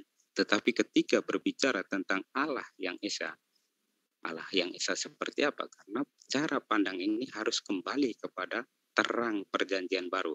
Oleh karena itu, saya sangat tidak setuju ketika mengatakan Yahudi juga mempunyai pandangan seperti ini, karena Yahudi tidak mengenal Trinitas. Itu yang perlu dipahami juga untuk semua Kristen ya. Oke. Karena saya boleh menambahkan sedikit, Pak. Ada ceritanya. Kalau miskin tuh enak. Nanti banyak ceritanya. Kira naik mobil. Ada yang noise? Naik mobil kebayang ingat nggak Cin? Kita dulu naik sepeda berdua. Hobi ya, XD itu noise kayaknya. Kalau Anda nikah langsung kaya itu nggak enak. Ada cerita. Oke. Bang Zuma, saya boleh tambahkan sedikit? Silakan. Oke. Kita membahas tentang Tritunggal, entah di perjanjian lama, entah di perjanjian baru, dan memang kalau saudara-saudara Kristen memahami Tritunggal itu adalah Tuhanan yang benar berdasarkan dalil-dalil yang mereka kutip di perjanjian baru. Dan sekarang tadi Citos ingin membawa bahwa Tritunggal itu sudah ada di perjanjian lama, bukankah begitu tadi di awal ya? Iya, betul. Jadi kalau kita sebagai seorang yang akademis atau seorang yang melakukan analisa, dan kami mohon maaf kami tidak menghilangkan akal sehat ketika membaca kitab suci, walaupun kami sadari Tuhan itu sendiri tidak akan pernah bisa masuk akal, tetapi pengajarannya tentu semua masuk akal. Kami umat Islam bebas menelusuri, dalam artian kita tentu harus berpijak kepada asal mula agama Abrahamik ini berada. Siapa yang lebih dahulu memegang kitab suci yang bernama dengan Taurat, Tanakh? Tentu orang Yahudi. Perspektif orang Yahudi tentu juga kita walaupun mungkin kita semua tidak sepaham, kami umat Islam tidak semuanya paham dengan orang Yahudi, toh kami berbeda juga, begitu juga dengan Kristen, tetapi setidaknya pemahaman tentang ketuhanan tentu mereka lebih berhak mentafsirkan bagaimana dan menjabarkan tentang konsep ketuhanan di dalam keyakinan mereka. Nah, terlepas daripada itu, kalau kita melihat secara dalil Pak Yusuf, kita tidak bisa menafikan. Kita harus bertanya tentang ketuhanan itu sendiri kepada Tuhan itu sendiri Pak Yusuf. Seperti saya yang membaca dalil-dalil di dalam kitab yang disebut dengan Perjanjian Lama atau Old Testament, atau yang disebut dengan kitab Tanakh oleh orang Yahudi. Entah itu di dalam kitab Bereshit atau segala macam Devarim, dan kita membaca banyak, kita temukan pernyataan Tuhan itu sendiri tentang dirinya Pak. Jadi saya dan umat Islam itu ketika mengimani Tuhan berkata, akulah satu-satunya Tuhan, tentu kami percaya dengan mengatakan kami betul-betul percaya dengan pernyataan Tuhan itu dan tidak akan mengingkarinya dengan mengimani, oh ternyata ada sosok lain yang berhak dipanggil Tuhan. Karena Tuhan itu sendiri yang katakan, ini ada di dalam kitab Yesaya 44 ayat 6. Beside me no others God lah, atau segala macam dia katakan, tidak ada lagi Tuhan selain aku, duhai Yakub engkau yang kupanggil, aku tidak ada lagi Tuhan yang dibentuk setelah dan sebelum aku, Yesaya 43:10. Dan itu yang orang Islam katakan beriman itu begitu Pak. Beriman itu mempercayai semua perkataan Tuhan sesuai dengan perkataan Tuhan, karena kami mengimani Tuhan itu tidak akan pernah ingkar dengan perkataannya. Ketika dia katakan dia maha besar, maka dia tidak akan mengecil. Begitu juga dengan dia katakan dia satu-satunya, lalu tiba-tiba ada sosok lain yang berhak dipanggil Tuhan di zaman Herodes, muncul ribuan tahun setelah masa-masa dia katakan dia satu-satunya Tuhan gitu. Nah, ini kan hal yang boleh kami tepis dengan akal sehat kami. Nah, terlepas juga dengan dinyatakan adanya Tritunggal di dalam Perjanjian Lama, sementara kita tahu konsep orang Yahudi tidak begitu, tentu kembali lagi ke awal, orang Yahudi yang lebih berhak mentafsirkan kitab suci mereka yaitu Tanakh, dan kita tahu ya kalau orang Kristen lebih berpatokan kepada Perjanjian Baru. Nah, jadi itu dia tadi, kita dudukkan masalah ini, bertanyalah kepada Tuhannya Bani Israel, siapakah dia, bagaimanakah dia, hakikatnya dia, atau esensi dari Tuhannya Bani Israel. Kemudian kita tanya kepada Yesus, siapa Yesus menurut Yesus? Itu yang lebih fair menurut saya. Kalau kita berdasarkan pengertian bapak-bapak gereja yang saya tangkap dari pernyataan Pak Yusuf, bapak-bapak gereja seolah-olah bapak betulkan, merekalah yang menghadirkan Tritunggal ini. Lalu bagaimana dengan konsep ketuhanan orang yang ribuan tahun sebelum bapak-bapak gereja datang, Pak Yusuf? Mereka tidak mengenal istilah yang namanya Tritunggal, ada anak Tuhan, kecuali mohon maaf ya orang Yunani ya sudah mengenal istilah Tuhan berkeluarga. Tetapi bagaimana dengan mereka pemegang kitab Taurat yang mereka tidak mengenal ada Tuhan Bapa, Tuhan Anak, Tuhan Roh Kudus segala macam? Tentu mereka tidak mentafsirkan Roh Kudus itu sebagaimana Pak Yusuf dan kawan-kawan Kristen mentafsirkan. Nah, itu lebih fair. Kita kembali ke pernyataan Tuhan itu sendiri tentang dirinya. Kita kembali ke pernyataan siapa Yesus menurut dirinya. Nah, itu dari saya dulu pembuka. Silakan dilanjutkan Bang Zuma dan yang lainnya. Terima kasih. Permisi. Oke, mungkin sebelumnya ditanggapin mungkin dari Adinda Citos. Silakan. Oh iya, baik. Jadi sebelumnya memang saya kutip dari Sefaria ya, jadi saya nggak kutip dari situs yang lain. Artinya memang saya berusaha menonkan Kristen dalam pendapat ini. Gitu. Jadi bahkan misalnya di Wikipedia pun bisa dilihat Tritunggal Allah dalam perspektif Yahudi, terutama dari Kitab Zohar. Dan yang pertama tadi memang saya tunjukkan bukti dari Yahudi sendiri. Kitab Zohar menurut yang saya pahami dibuat oleh Rabbi Simeon ben Siapa itu ada di abad kedua. Jadi itu adalah kitab patokan dari Yahudi Kabalah. Jadi kitab Zohar sendiri bisa melihat ada Hashem, Eloheinu, Hashem. Bahkan mereka bertanya, kenapa nggak dibilang Hashem, Echad? Tetapi harus Hashem, Eloheinu, Hashem. Nah, itu dalam satu paragraf itu ada ayat keempat dan ada ayat kelima. Ayat kelima inilah yang menjadi penjelasan dari Hashem, Eloheinu, Hashem tadi, itu istilahnya apa ya? Menjadi pattern. Jadi dalam diri manusia yang echad juga ini, manusia tidak bisa dibilang tunggal loh. Manusia juga echad, karena di dalam diri manusia kita menyadari, kita memiliki akal budi, kita memiliki roh. Nah, dalam hal ini memang kekristenan bisa membedah, dalam artian membedah apa sih yang ada dalam diri Allah tadi. Oh, ternyata di dalam diri Allah yang Esa tadi terdapat pikirannya dan terdapat rohnya. Kalau misalnya ada teman yang bukan 1 tambah 1 sama dengan 3, nggak ada 1 tambah 1 tambah 1 sama dengan 1, tidak ada hal seperti itu loh. Tapi pada kenyataannya Citos dengan pikiran Citos, akal budi Citos, dan dengan roh Citos adalah Citos yang satu. Ustadz Zuma dengan pikiran beliau dan dengan roh beliau adalah satu Ustadz Zuma, bukan 3 Ustadz Zuma. Jadi misteri Tritunggal dalam perjanjian lama tadi saya rasa sederhana dipahami karena itu saya ambil dari sumber Yahudi sendiri. Jadi tidak saya rasa agak keliru jika teman-teman kawan-kawan di sini mengatakan bahwa yang saya potret adalah dari sumber Kristen. Tidak, saya potret dari sumber Yahudi sendiri. Nanti mungkin bisa dibuka-buka Sefaria dengan link yang saya berikan tadi. Monggo, silakan. Baik. Jadi gini, ketika kita menjadikan seruan di dalam Ulangan 6 ayat 4 itu sebagai pembenaran bahwa Tritunggal itu adalah konsep yang sudah benar, karena itu adalah merupakan 3 pribadi dalam satu hakikat, maka kita tidak bisa menyampingkan dalil-dalil lain yang ada di dalam kitabnya Bani Israel. Seperti misalnya di dalam Kejadian 1 ayat 5 maksud saya. Di situ jelas ada kata Yom Echad. Yom Echad ini artinya adalah hari pertama. Nah, di hari pertama itu tidak memiliki unsur di mana ada di dalamnya hari-hari yang lain. Hari pertama itu tidak berarti bahwa hari pertama itu terdiri dari beberapa hari. Ya, Yom Echad. Kemudian di dalam Kejadian 1 ayat 9 juga, di situ dikatakan El Makom Echad, pada satu tempat. Nah, di dalam Kejadian 2 ayat 24 juga dikatakan Lebasar Echad, untuk satu daging.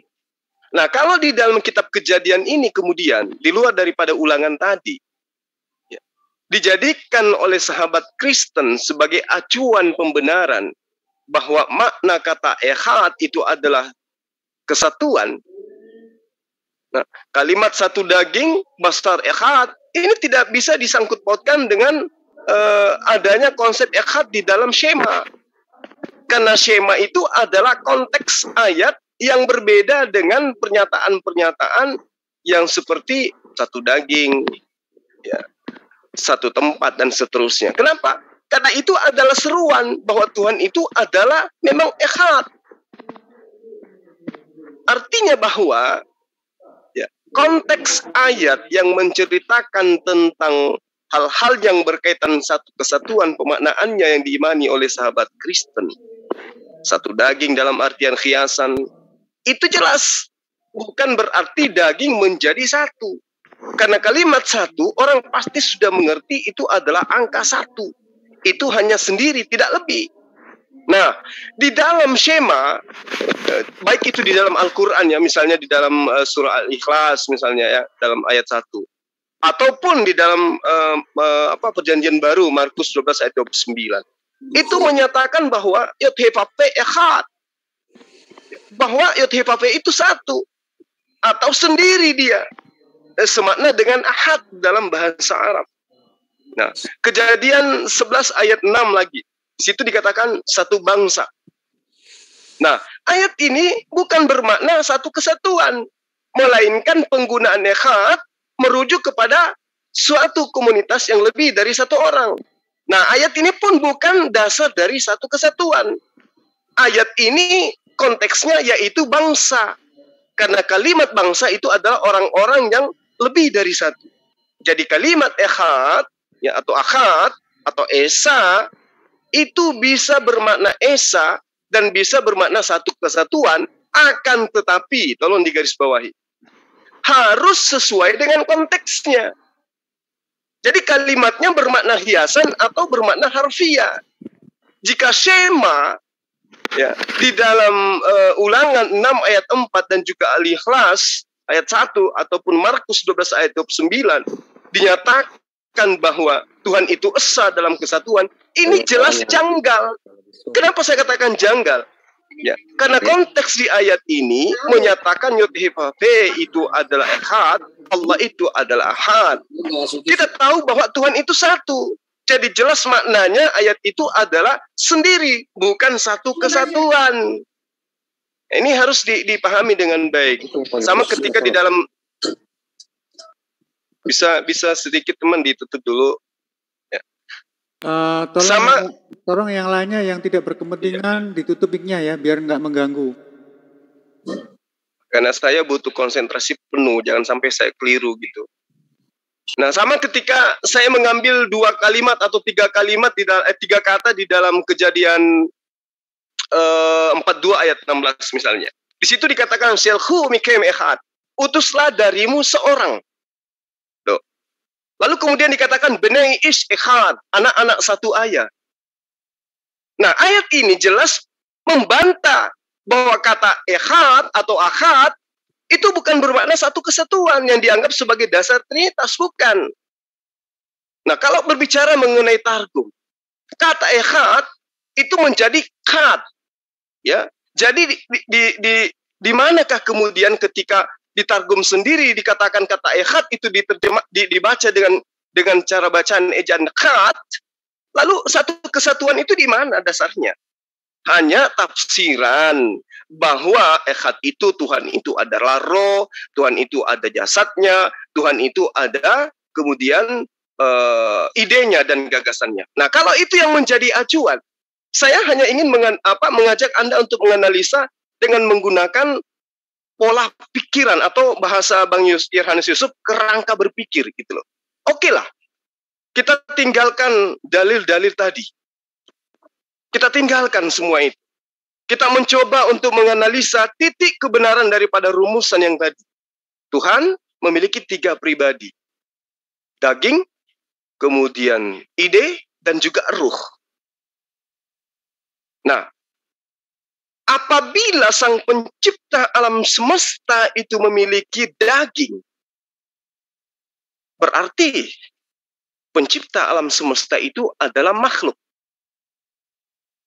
Nah, kalau pencipta alam semesta itu juga memiliki roh, berarti sekali lagi saya katakan bahwa dia juga adalah makhluk.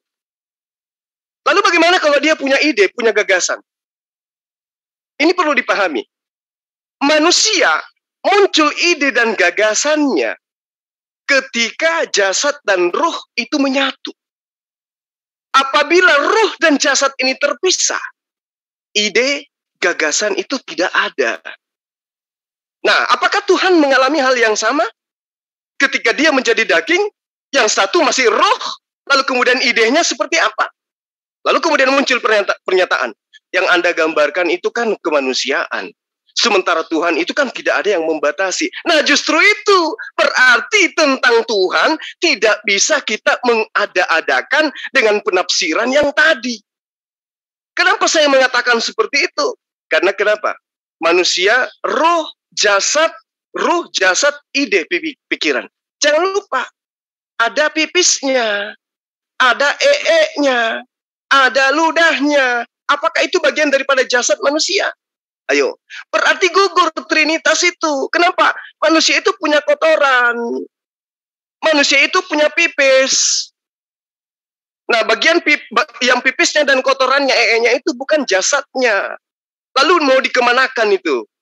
Ketika itu diambil sebagai acuan pembenaran trinitas kepada sang pencipta alam semesta. Ada rohnya, ada firmannya, ada idenya, ada jasadnya.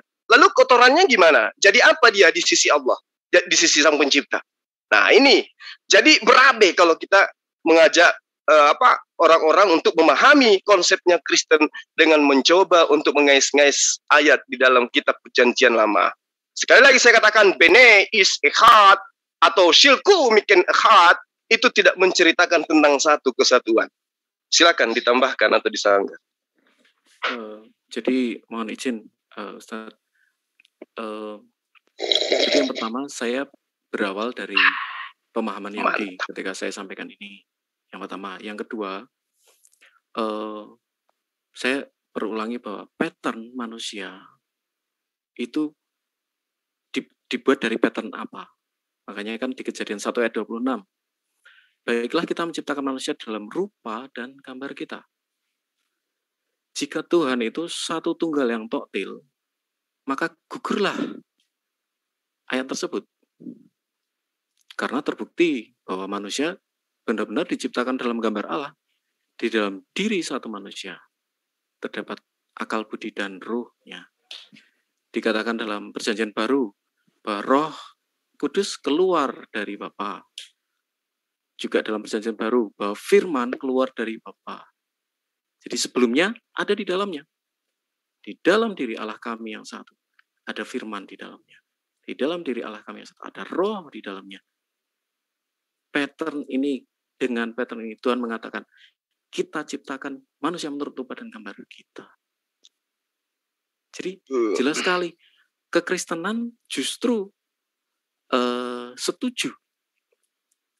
Kekristenan setuju bahwa ya seperti itulah manusia diciptakan. Bukan, kita tidak sedang mengatakan hal yang manusia dengan segala kelemahannya. Tidak, bukan di situnya, bukan dari situ. Tetapi atas gambar siapa kita ini diciptakan? Kalau Tuhan itu tunggal, di dalamnya tidak ada satu unsur, maka ya cukup jadi pertanyaan, apakah batu yang paling mirip dengan Tuhan? Ataukah pohon yang paling mirip dengan Tuhan? Karena di dalam diri pohon itu tidak terdapat ruh dan tidak terdapat pikiran. Di dalam diri batu tadi tidak terdapat ruh dan tidak terdapat pikiran. Nah, itulah mengapa di dalam diri Allah kami, kalau misalnya saya buat diagram segitiga, satu adalah ayat Tritunggal, kemudian di sebelahnya segitiga Tritunggal manusia. Ini paralel.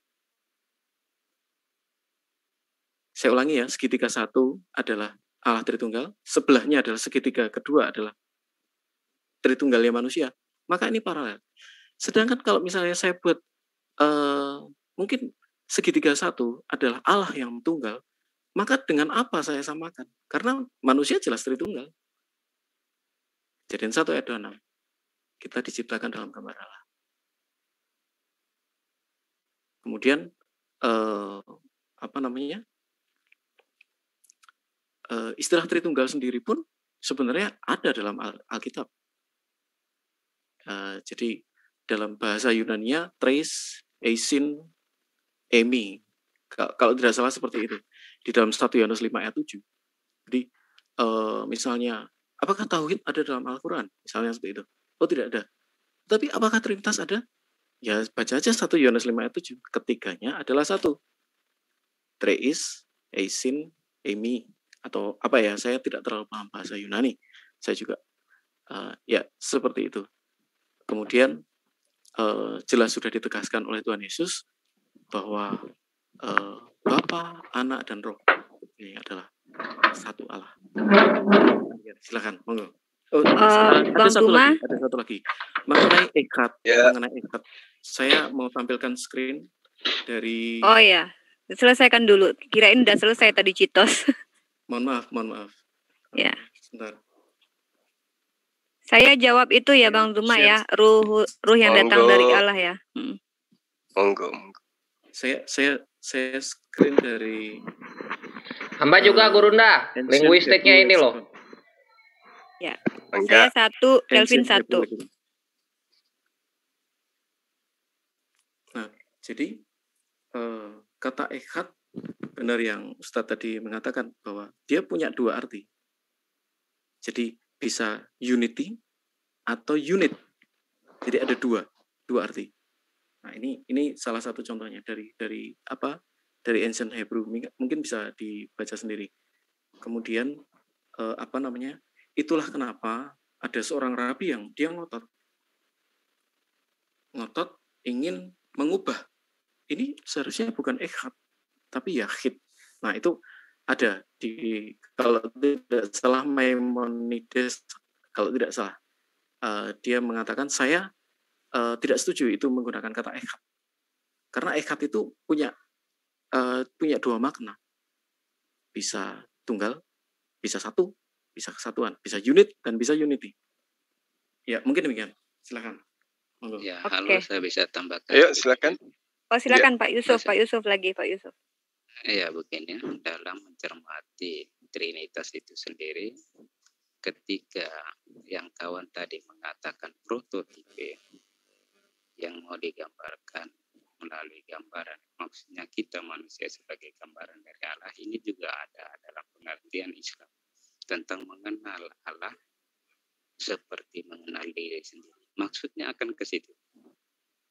Tentang analogi yang mau disampaikan, ya kita tidak usah membahas tentang arti analogi itu. Maksudnya badan akan apa tidak. Analogi ini hanya mau menggambarkan bagaimana Trinitas itu.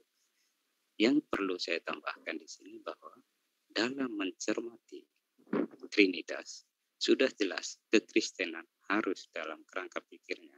Sehingga dalam menjelaskan apa yang dimunculkan, oke, tidak masalah ketika sesuatu itu menggambarkan tentang Allah yang Esa. Tetapi Esa yang bagaimana? Karena kita juga tidak bisa pungkiri bahwa di dalam Taurat sendiri memunculkan Allah yang majemuk. Seperti yang kawan itu katakan tentang hal penciptaan serupa dengan gambar kita. Kita siapa? Ini bahkan orang Yahudi pun tidak bisa mengelak untuk menjawab apa kemajemukan yang dimunculkan di dalam Taurat. Itu jelas dari ayat pertama sudah dikatakan Allah, roh Allah, firman Allah. Ini yang akhirnya membuat atau indikasi-indikasi ini yang harus Suaranya besarin sedikit Pak, kecil suaranya. Ya, indikasi-indikasi seperti inilah yang harus dijawab. Karena ketika berbicara tentang Esa, ya tidak ada masalah karena itu juga akan berlaku bagi Yahudi sekalian.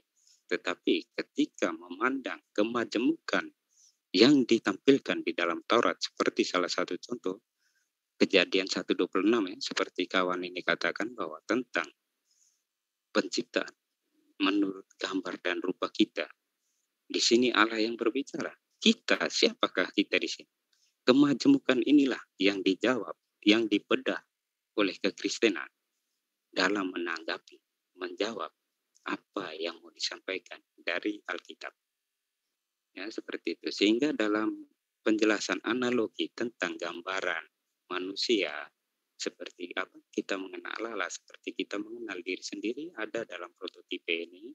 Bukan berarti nanti kita menjelaskan tentang analogi ini lagi. Karena apa? Karena analogi ini mau menggambarkan tentang Allah itu seperti apa. Bukan berarti nanti fisik, fisik berarti makhluk, tidak. Analogi ini mau menggambarkan tentang Allah yang Esa itu. Allah yang Esa itu seperti apa? Di dalam pembedahan kekristenan mengamati Alkitab itu akan menjawab indikasi yang dijawab. Tanpa rumusan Trinitas, bagaimana kita mempertanggungjawabkan seperti salah satu contoh. Itu ayat 26 itu, 1:26 itu. Bagaimana kita bisa dijelaskan?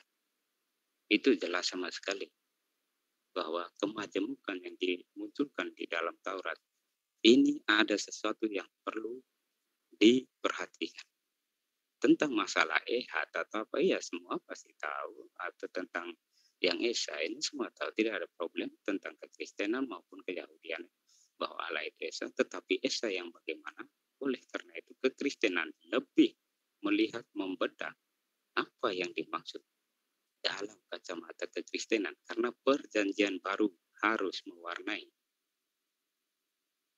pengertian yang ada di dalam ini ya, sehingga di dalam iman kekristenan bahwa Yesus adalah pemenuhan janji.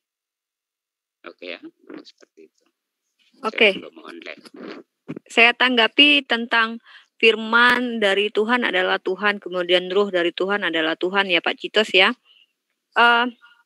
Sebenarnya dengan tanggapan Anda yang mengatakan ruh atau ruah Elohim artinya ruh yang dari Tuhan itu adalah Tuhan itu sendiri, sebenarnya statement ini memberikan harus menghasilkan konsekuensi untuk umat Kristen, bahwa kata-kata ruah Elohim ini yang terdapat di dalam kitab Kejadian 1 ayat 2 yang artinya adalah Tuhan itu sendiri juga harus diterima oleh umat Kristen di dalam 1 Samuel 18:10 yang bahasa aslinya juga adalah ruah Elohim yang artinya ruh dari Tuhan, tetapi sayangnya ruh di sini adalah ruh jahat, juga harus adalah Tuhan itu sendiri, Pak. Harus fair ketika mengambil sebuah teks lalu mengartikannya dan bahasa aslinya sama, verua Elohim atau ruhullah di dalam bahasa Arabnya artinya adalah Allah, berarti orang Kristen juga harus terima konsekuensi bahwa roh jahat yang daripada Allah itu berkuasa atas Saul itu adalah Tuhan itu sendiri juga. Gitu loh, karena bahasa aslinya adalah ruah Elohim. Nah, di 1 Samuel biar nggak lama, Bapak silakan lihat sendiri di Sefaria 1 Samuel 18:10 apakah sama penulisannya dengan versi tadi apa tidak gitu, silakan dipelajari sendiri. Itu sama dengan bahasa di dalam bahasa Arab adalah ruhullah, ruh yang datang dari Allah, bukan berarti dia, tetapi semua yang ada selain pada Allah itu datang dari Tuhan itu sendiri. Semua ada karena Tuhan itu sendiri gitu. Mau dia roh jahat, roh apapun manusia, ini berasal dari Tuhan. Begitu konsep keimanan dalam Islam. Lalu masalah kata ehad. Kalau Bapak bilang Tritunggal manusia ini juga berasal dari Tritunggal, ada roh segala macam. Saya kembali lagi ke konteks bahasanya ya. Kalau kita lihat lagi di dalam kitab Sefaria yang Bapak katakan itu, di dalam kitab Samuel juga ya, Joshua. Bentar saya mau screen biar nggak lama nih. Joshua 12 ayat ke-10 sampai ke berapa itu, panjang ke bawahnya. Di sana dikatakan Raja Ehad, raja itu satu. Tunggu, saya kalau bisa share screen, saya share screen ini. Nah, ini nih. Raja negeri Yerusalem, yaitu Raja Hedom, satu. Di situ Ehad, satu. Tidak ada lagi raja lain selain raja itu satu. Jadi Ehad ini maknanya ya satu tunggal.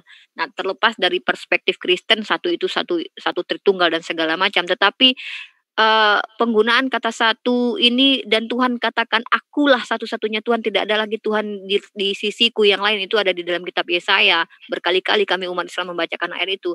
Nah, dan juga umat Kristen lah yang sangat berani menantang pernyataan atau tantangan dari Tuhannya Bani Israel di dalam Yesaya 46 ayat 5 yang bertanya kepada seluruh manusia pada masa itu, dengan siapa kalian hendak menjadikan aku sehingga kami sama? Orang Kristen yang berani menjawab tantangan dari Tuhan itu, iya ini ada Yesus yang setara dengan kamu, sementara Yesus mengatakan Bapa lebih besar daripada aku. Tidak mungkin yang diutus lebih besar daripada yang mengutus. Tidak mungkin tanah liat dikatakan tukang periuk, berkali-kali perumpamaan itu disampaikan oleh Yesus.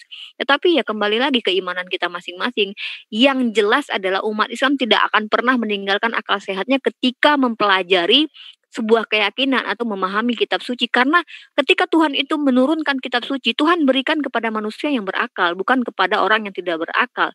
Tuhan tidak mungkin mempersulit hamba-hambanya mengerti dan memahami apa yang dia ajarkan, dan tentu saja pengajarannya ini pasti masuk akal walaupun dia sendiri tidak akan pernah bisa masuk akal. Dan agama kan udah berkali-kali saya katakan nggak bisa diakal-akali karena ada bukti-bukti tekstualnya. Nah, itu dari saya. Kelvin mungkin katanya ingin menambahkan, silakan.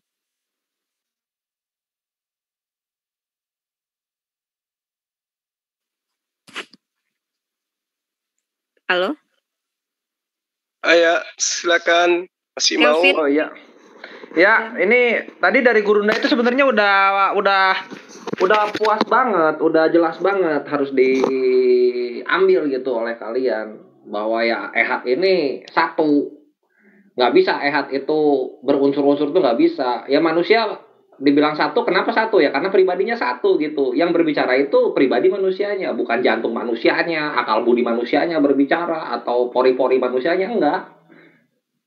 Kita memahami dalam manusia itu banyak organ-organ tubuhnya gitu. Tapi kita nggak menganggap organ-organ tubuhnya ini mempunyai pribadi gitu. Jantung nggak bisa berbicara sendiri. Suara tidak bisa berbicara sendiri kecuali ada yang berkehendak di dalam si pribadi entitas itu. Kan gitu. Ini logika sebenarnya. Sekarang kita masuk aja langsung ke bahasan-bahasan yang ini ya. Langsung saja kita ke data. Pertama sekali adalah mengenai bentar.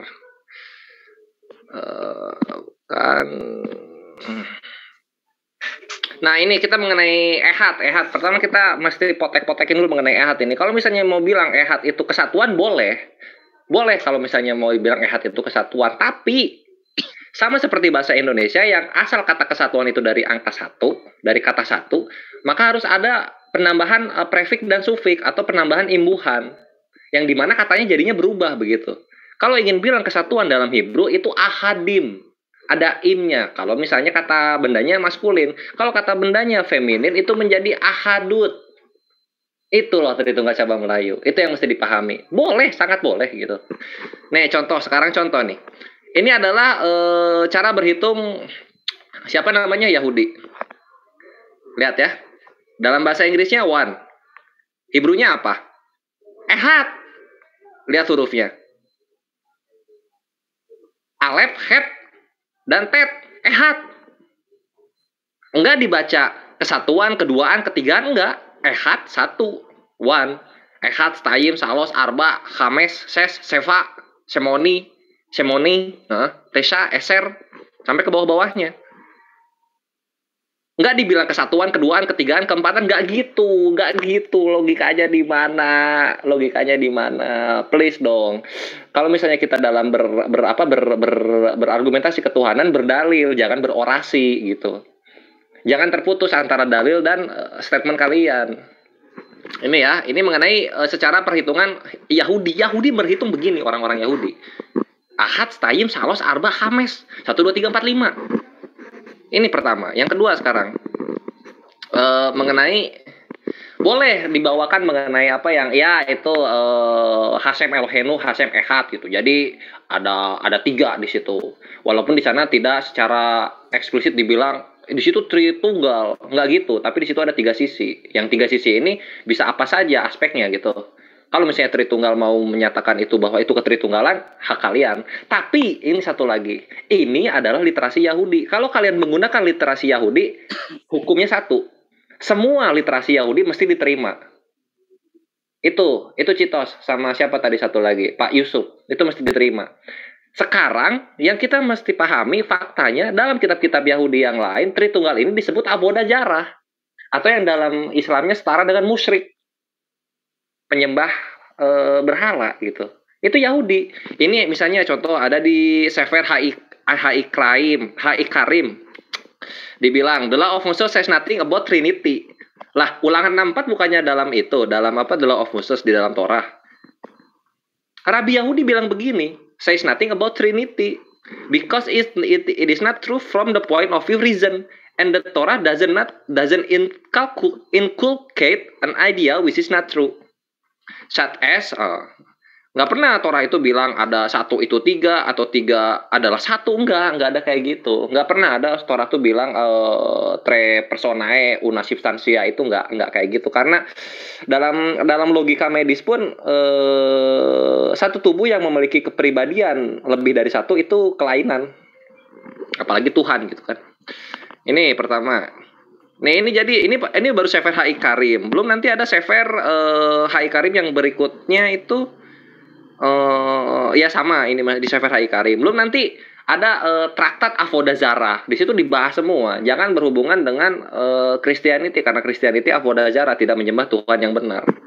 Nggak mungkin kalau misalnya Yahudi mempercayai Tritunggal, traktat Avodah Zarah ini ditujukan kepada kalian si Nozrim ini atau Nasrani. Atau ya Kristen dalam Yunaninya, nggak mungkin ke sana. Terus sekarang kita lihat lagi apa yang gue bilang mengenai kehendak, yang berkehendak ini yang berkuasa, dan Islam itu langsung menyembah kepada yang mempunyai kehendak ini, itu sesuai dengan biblos kalian. Yohanes yang di Pulau Patmos itu siapa? Gua nggak tahu. Ini menuliskan di Wahyu. Begini dia berkata, ya Tuhan dan Allah kami, Engkau layak menerima puji-pujian dan hormat dan kuasa. Sebab Engkau telah menciptakan segala sesuatu. Dan oleh karena kehendak-Mu semua itu ada dan diciptakan. Dor. Kehendak di sini dibilang. Maka dari itu, firman yang kalian agung-agungkan itu hanya media yang digunakan untuk menyalurkan kehendak Tuhan gitu. Dengan kata lain, firman tidak punya kehendak. Jika firman tidak punya kehendak, maka dia bukan Tuhan. Dia hanya alat, atribut, atau sifat. Terima kenyataan itu. Itu mesti diterima kenyataan itu. Dan kami menggunakan ayat yang ada di dalam kalian. Wahyu 4 ayat 11. Atas kehendak-Mu segala sesuatu diciptakan. Kenapa batu bukan Tuhan? Ya karena batu tidak berkehendak. Batu tidak berkehendak. Itu simple. Lanjut lagi sekarang. 1 Yohanes 5:7, maksud lo kali 1 Yohanes 5:8 mungkin. Nah, di sini kita pakai data dari Biblos kalian sendiri lah ya. Ini bisa dibaca di sini di footnotes. Ini ada di Bible Gateway, terjemahan NIV, New International Version. Di sini ada footnote-nya dibacakan. 1 John 5:8, let manuscripts of the Vulgate testify in heaven, bla bla bla bla, bla bla bla bla. Nah, di dalam kurungnya ini yang nyelekit, not found in any Greek manuscript before the 14th century. Apa maksudnya dalam bahasa Indonesia? Tidak ditemukan di dalam manuskrip berbahasa Yunani sebelum abad ke-14. Jadi ini ayat baru ada di tahun 1400 Masehi. Ini ayat baru ada 700 tahun umurnya. Sedih nggak? Ketika kalian imannya berlandaskan pada ayat-ayat yang baru datang 700 tahun ke belakang. Bukan di tahun ketika Yesus datang. Jangan terguncang, ini kenyataan. Inilah kenapa gue selalu berkata, kalian agama orasi. Tidak berdasarkan dalil yang sesungguhnya. Gitu. Tritunggal ternyata hanya sebuah kesimpulan dari dalil-dalil yang dicatutkan gitu. Kalau kita kan enggak. Sembahlah Allah. Ya karena ayatnya ada begitu, atau ayat 14, sembahlah aku, dirikanlah sholat untukku. Ya udah, maka kami melakukan begitu. Simple. Kalian merumuskan sesuatu, mensinkretismekan sesuatu, baru jadilah konsep ketuhanan kalian itu. Ini yang susah. Ini ya 1 Yohanes 5 ayat 8. Lalu kemudian apalagi yang harus kita benarkan? Oh ya, ini Ehad. Kita sekarang ambil contoh nih Ehad nih ya. Ehad. Sekarang kita ambil contoh di sini. Genesis 11 ayat 1. Wahi kal haares sapa ehad udebarim ahadim. Nah, ini maksud gua. Coba kita lihat bahasa ininya. Bahasa LAI-nya. Adapun seluruh bumi satu bahasanya dan satu logatnya. Apa yang digunakan dalam sini dalam kata satu sini? Ahadim. Bukan ahad. Terima kenyataan itu. Nanti ada lagi ini ayat-ayatnya. Ini ada di Yeskiel 37 ayat 17. Gabungkanlah keduanya menjadi satu papan sehingga keduanya menjadi satu dalam tanganmu. Apa yang digunakan? Ahadim. Kenapa? Karena digabung. Sehingga kalau mau bilang ehad satu daging itu bukan berarti suami istri bercampur jadi satu, enggak. Darah dagingnya itu yang disebut satu, buahnya. Simple ini logika simple kayak gini tuh please lah. Oh ini sekarang terus sama Unirifa ya yang bilang mengenai 1 Samuel 18:10 itu ruah Elohim supaya kuat. Ini wahi memahorat watislah ruah Elohim. Ini 1 Samuel 18:20 ini kalau dalam bahasa LAI-nya adalah roh jahat yang datang daripada Tuhan. Wah, dibikin panjang oleh LAI, dibikin panjang. Supaya nggak nyocok ke Kejadian 1 ayat 2. Ini bisa dilihat di sini ya, ruah Elohim. Nah, kita cek sekarang Kejadian 1 ayat 2. WHRS hayatah tohu wabohu wahosek al pane tehom werwah Elohim. Ya sama, ruah Elohim. Ruah Elohim. Kalau W itu dan, sama kayak wa kalau di Arabik. Sekarang sisa apa coba? Sisa apa? Apalagi yang mau kalian apa ya namanya? Apalagi yang kalian mau bertahan di mana? Imani saja ya, kalau udah kayak gitu ya kita toleransi di sini berlaku, oke silahkan gitu. Tapi kalau kalian sekali-kalinya bawa dalil atau bawa literasi, maaf, di sini Muslim akan turun untuk mengkoreksi gitu. Gurunda, Zuma, tafadol, hamba selesai. Baik. Jadi terima kasih ya. Sebenarnya yang kayak begini jangan ditampilkan dulu lah. Besok kita mau hadapi siapa lagi coba? Apa? Halo, sebentar saya coba. Halo. Bang Yusuf, sebentar Bang. Saya juga pingin bicara gitu loh. Daripada saya tidur, ya kan? Nah, kalau kembali kepada apa yang mendasari tadi yang saya katakan, bahwa ketika Anda mencoba dengan nyali kuda, kacamata kuda ya, mengambil kitabnya Bani Israel untuk mendudukkan konsep Kristen yang pada dasarnya acuannya itu asalnya dari barat, bukan dari Timur Tengah. Lalu mengambil kitabnya Bani Israel. Nah, sekarang tadi udah dikasih dalil-dalil ya secara textual proof. Nah, sekarang saya ingin Anda menggunakan akal sehat. Ketika di dalil Kejadian 1 ayat 27 dikatakan bahwa manusia itu diciptakan dalam bentuk Bashalim, Elohim, lalu dikatakan di situ ada kata zakar unagibah. Artinya, kalau Anda mengartikan secara harfiah, berarti Anda harus mengakui bahwa Tuhan Anda itu di antara jenis kelamin laki-laki dan perempuan. Nah, coba teman-teman jujur, kalau satu pribadi dibilang laki-laki bukan, dibilang perempuan bukan, itu apa namanya? Apa namanya tuh? Dibilang perempuan bukan, dibilang laki-laki juga bukan. Separuh masa, Bang. Ya? Pokemon nggak ada jenis kelaminnya. Separuh masa, Bang. Separuh masa. Oh ya, separuh masa. Nah itu. Nah, apakah Tuhan itu seperti itu? Kalau yang dikatakan serupa, segambar dengan Tuhan, segambar dengan kita, maka harus dipahami dengan baik dan benar.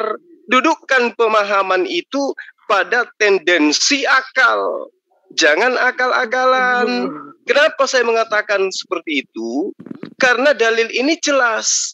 Maksud daripada diciptakan menurut gambar Allah, kalau kita merujuk kepada akar Ibrani dari frasa Latin untuk gambar Allah, ya, imax Dei, berarti bayangan atau kemiripan dengan Allah atau gambar dengan Allah. Nah, bagaimana dengan manusia? Kita selaku manusia ini adalah cerminan daripada Allah. Ya. Arti bahwa manusia menempati tempat yang paling tinggi di antara semua ciptaan Allah. Karena kita adalah manifestasi daripada Allah itu sendiri. Karya daripada Allah yang paling tertinggi itu adalah manusia. Kemiripan kita dengan Allah itu adalah merupakan sebuah pemaknaan bahasa yang harus diartikan bahwa manusia itu kreatif karena Allah itu kreatif. Manusia itu makhluk yang berasal dari gaib, dari Adam, dari tidak ada menjadi ada. Nah, lalu kemudian manusia itu dapat berkomunikasi layaknya Allah mampu berkomunikasi dengan seluruh ciptaannya. Bahwa manusia itu adalah makhluk yang cerdas sama seperti Allah yang maha mengetahui. Bahwa manusia itu sanggup berhubungan dengan sesama makhluk. Demikian juga Allah mampu berhubungan dengan semua makhluknya. Lalu manusia itu bisa berkarya, bisa mencipta, sama seperti Allah. Jadi kalau saya mengambil kalimat sederhana gini. Saya Zulkifli membuat sebuah gambar. Di mana gambar ini saya buat untuk dijadikan sebagai acuan membentuk satu bangunan. Sebelum saya membentuk bangunan, saya membuat gambarnya. Lalu saya memanggil orang-orang yang ada di sekeliling saya dengan mengatakan, ayo, mari kita membuat rumah serupa dengan gambar kita. Artinya rumah yang akan saya bangun ini serupa dengan gambar saya.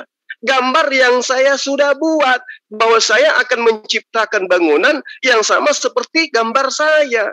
Bukan berarti sama dengan wujud saya, sama dengan diri saya, bukan. Tetapi itu tadi, sama ketika misalnya seorang tukang kayu, ya. Ini saya ambil bahasa yang umum. Seorang tukang kayu, ketika membuat sebuah karya, meja atau kursi itu adalah cerminan daripada tukang kayu tersebut. Yakin dan percaya, kalau tukang kayunya baru belajar hari ini, kemudian bikin meja, percayalah, mejanya itu akan tidak akan baik, tidak akan sesempurna seperti orang yang ahli membuat meja. Maka meja yang tidak baik itu adalah cerminan daripada tukangnya yang baru sehari belajar. Lalu bagaimana dengan meja yang baik? Meja yang cantik, unik, klasik. Maka meja yang cantik dan klasik itu akan kita cari. Siapa yang membuat ini? Kenapa? Karena meja yang cantik itu adalah cerminan daripada yang membuatnya. Bukan berarti tukang meja itu adalah meja itu sendiri. Bukan. Tetapi meja yang cantik itu adalah cerminan, gambar dari pribadi sang pembuatnya. Itulah dikatakan di dalam ayat ini sangat jelas. Bahwa ketika Allah mengatakan, wa yibra Elohim et ahadem, ya ahadam be'asalmo beselem Elohim bara oto zakar unageba bara otam. Artinya Allah ingin membuat sosok ciptaan yang sempurna, sama seperti kemiripan Allah, melihat, mendengar, merasakan, dan seterusnya dan seterusnya. Jadi sederhana sebenarnya. Saya menjelaskan ini kepada Adinda Citos karena saya tahu bahwa Anda hanya akal-akalan mengambil kitabnya orang, menafsirkan kitabnya orang untuk mendudukkan rumusan-rumusan gereja bahwa Tuhan itu tiga pribadi dalam satu hakikat. Itu hanya penafsiran Anda terhadap dalil kitabnya orang lain. Maka saya memberikan penjabaran dengan akal supaya Anda paham. Saya katakan kembali dari pernyataan saya yang awal.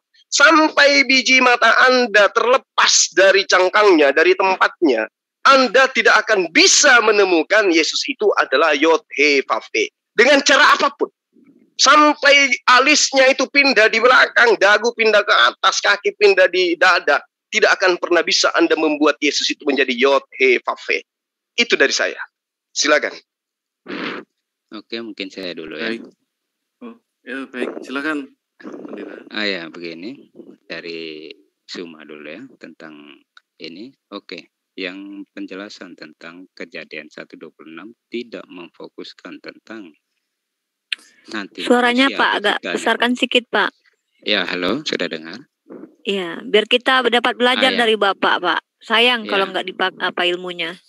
Ya, begini.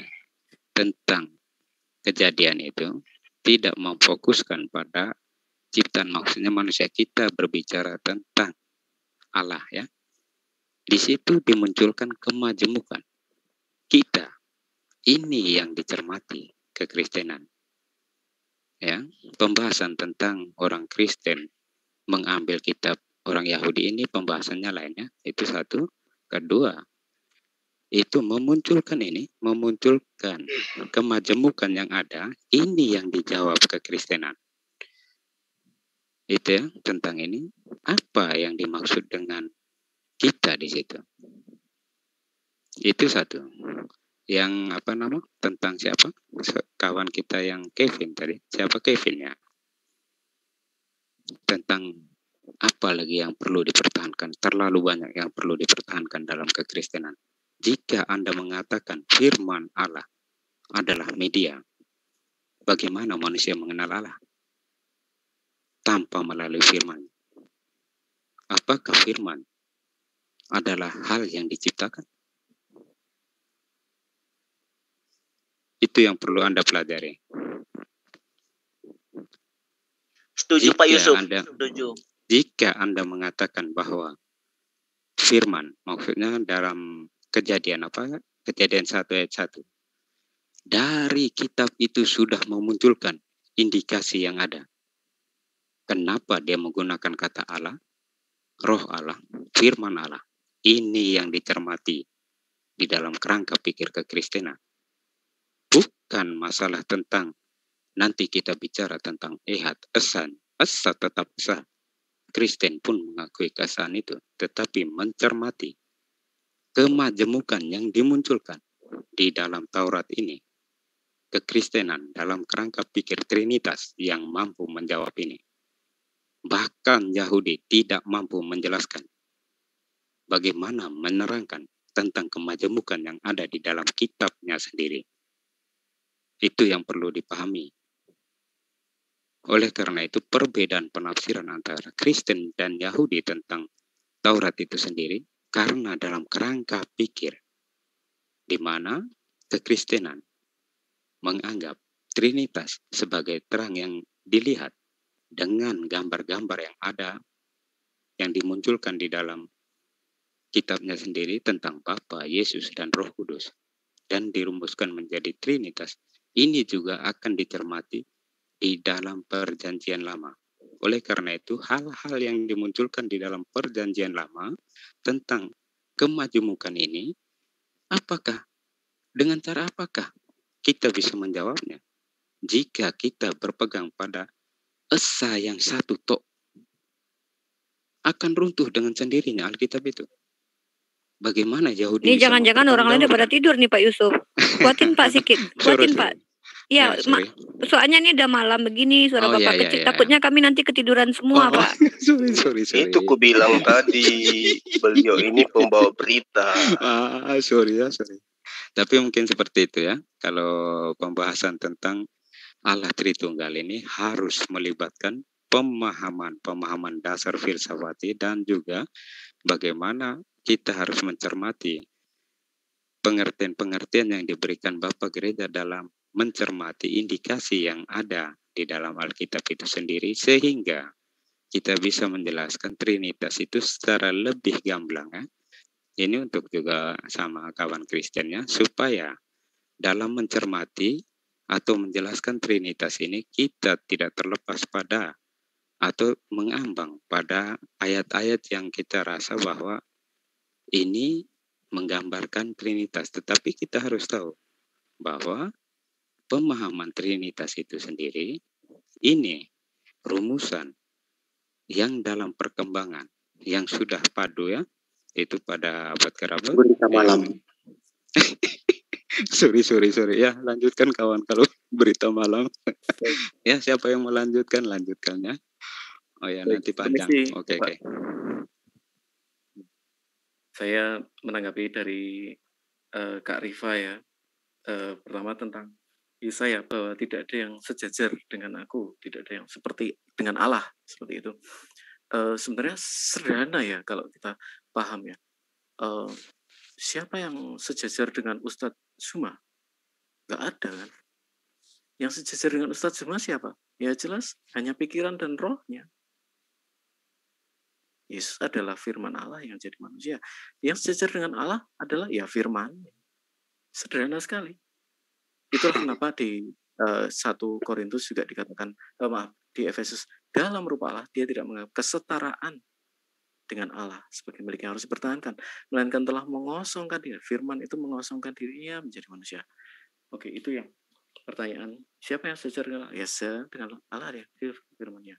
Kemudian, untuk saudaraku Kevin, tadi dikatakan bahwa 1 Yohanes 5 ayat 7 itu apa tadi istilahnya? Oh, silahkan balik kampung, ini nggak ada harganya sama sekali argumen. Perlu kita pelajari ya. Jadi yang namanya naskah kuno itu ada Sinaiticus, ada Vaticanus. Nah, Anda berkutat dalam naskah Yunani. Itu bagus.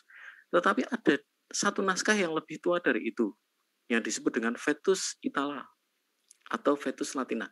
Ini bukan bukan yang Jerome yang abad ke-5, bukan. Ini abad ke-2. Jadi jauh lebih tua daripada naskah-naskah Yunani. Itu memuat 1 Yohanes 5 ayat 7. Jadi kaum Waldenses adalah mereka yang di Italia.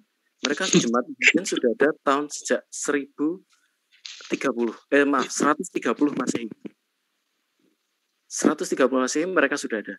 Nah, pada tahun 157 Masehi mereka sudah menggunakan Vetus Itala, dan Vetus Itala memuat Bapa, Firman, Roh, ketiganya adalah satu. Oke, itu yang kemudian mengenai Avodazara. Yang sebelumnya yang saya sharingkan di sini adalah pandangan Yahudi. Nah, kita tahu kalau kita mau seluruh pandangan Yahudi, nah, itu di antara Yahudi sendiri mereka berantem. Oke, ya nggak cuma Yahudi, di antara Kristen sendiri berantem, di antara Muslim sendiri berantem. Ketika kita mengatakan bahwa kita harus menggunakan seluruh pandangan Yahudi dong, nah itu kan bias, maknanya bias. Karena antara Yahudi sendiri mereka berantem. Dalam zaman Yesus ada 5 macam Yahudi ya, mazhab Yahudi, dan kelima-limanya ini saling menganggap orang lain sesat. Yahudi Saduki bilang Farisi lu sesat, bilang Samaria mereka ini sesat, bilang apalagi bilang ke Netstream kamu sesat. Nah, di antara Yahudi sendiri, misalnya gini, Rabi Rasi mengatakan bahwa usia Ribka pas menikah itu 3 tahun. Dibantah sama Siskuni. Siskuni mengatakan tidak, usianya 14 tahun. Nah, artinya di dalam pandangan Yahudi sendiri, mereka juga berantem kok. Nah, yang saya berikan ini adalah setidaknya ada salah satu juga pandangan dari Yahudi. Dan itu ya kebetulan dan kebetulan cocok dengan logika kami. Kalau dibandingkan dengan apa namanya?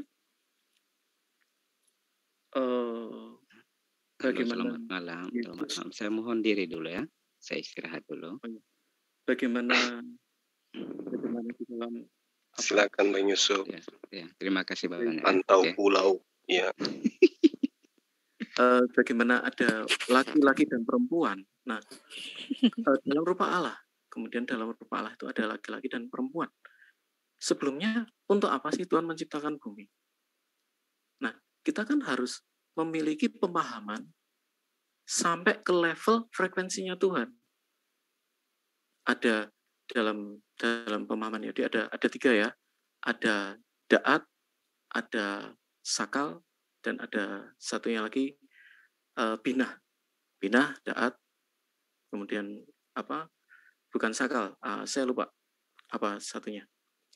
Nah, ketiganya ini berusaha mencoba memahami apa sih yang di dalam pikiran Allah itu. Dan memang umat beragama dia harus bisa sampai ke satu frekuensi dengan Tuhan. Nah, apa tujuan Tuhan menciptakan sebuah bumi? Menurut pandangan Kabalis, Tuhan ingin dalam sebuah hidup dia bisa bersekutu dengan ciptaannya. Itulah kenapa Tuhan memberikan akal budi dan roh. Dan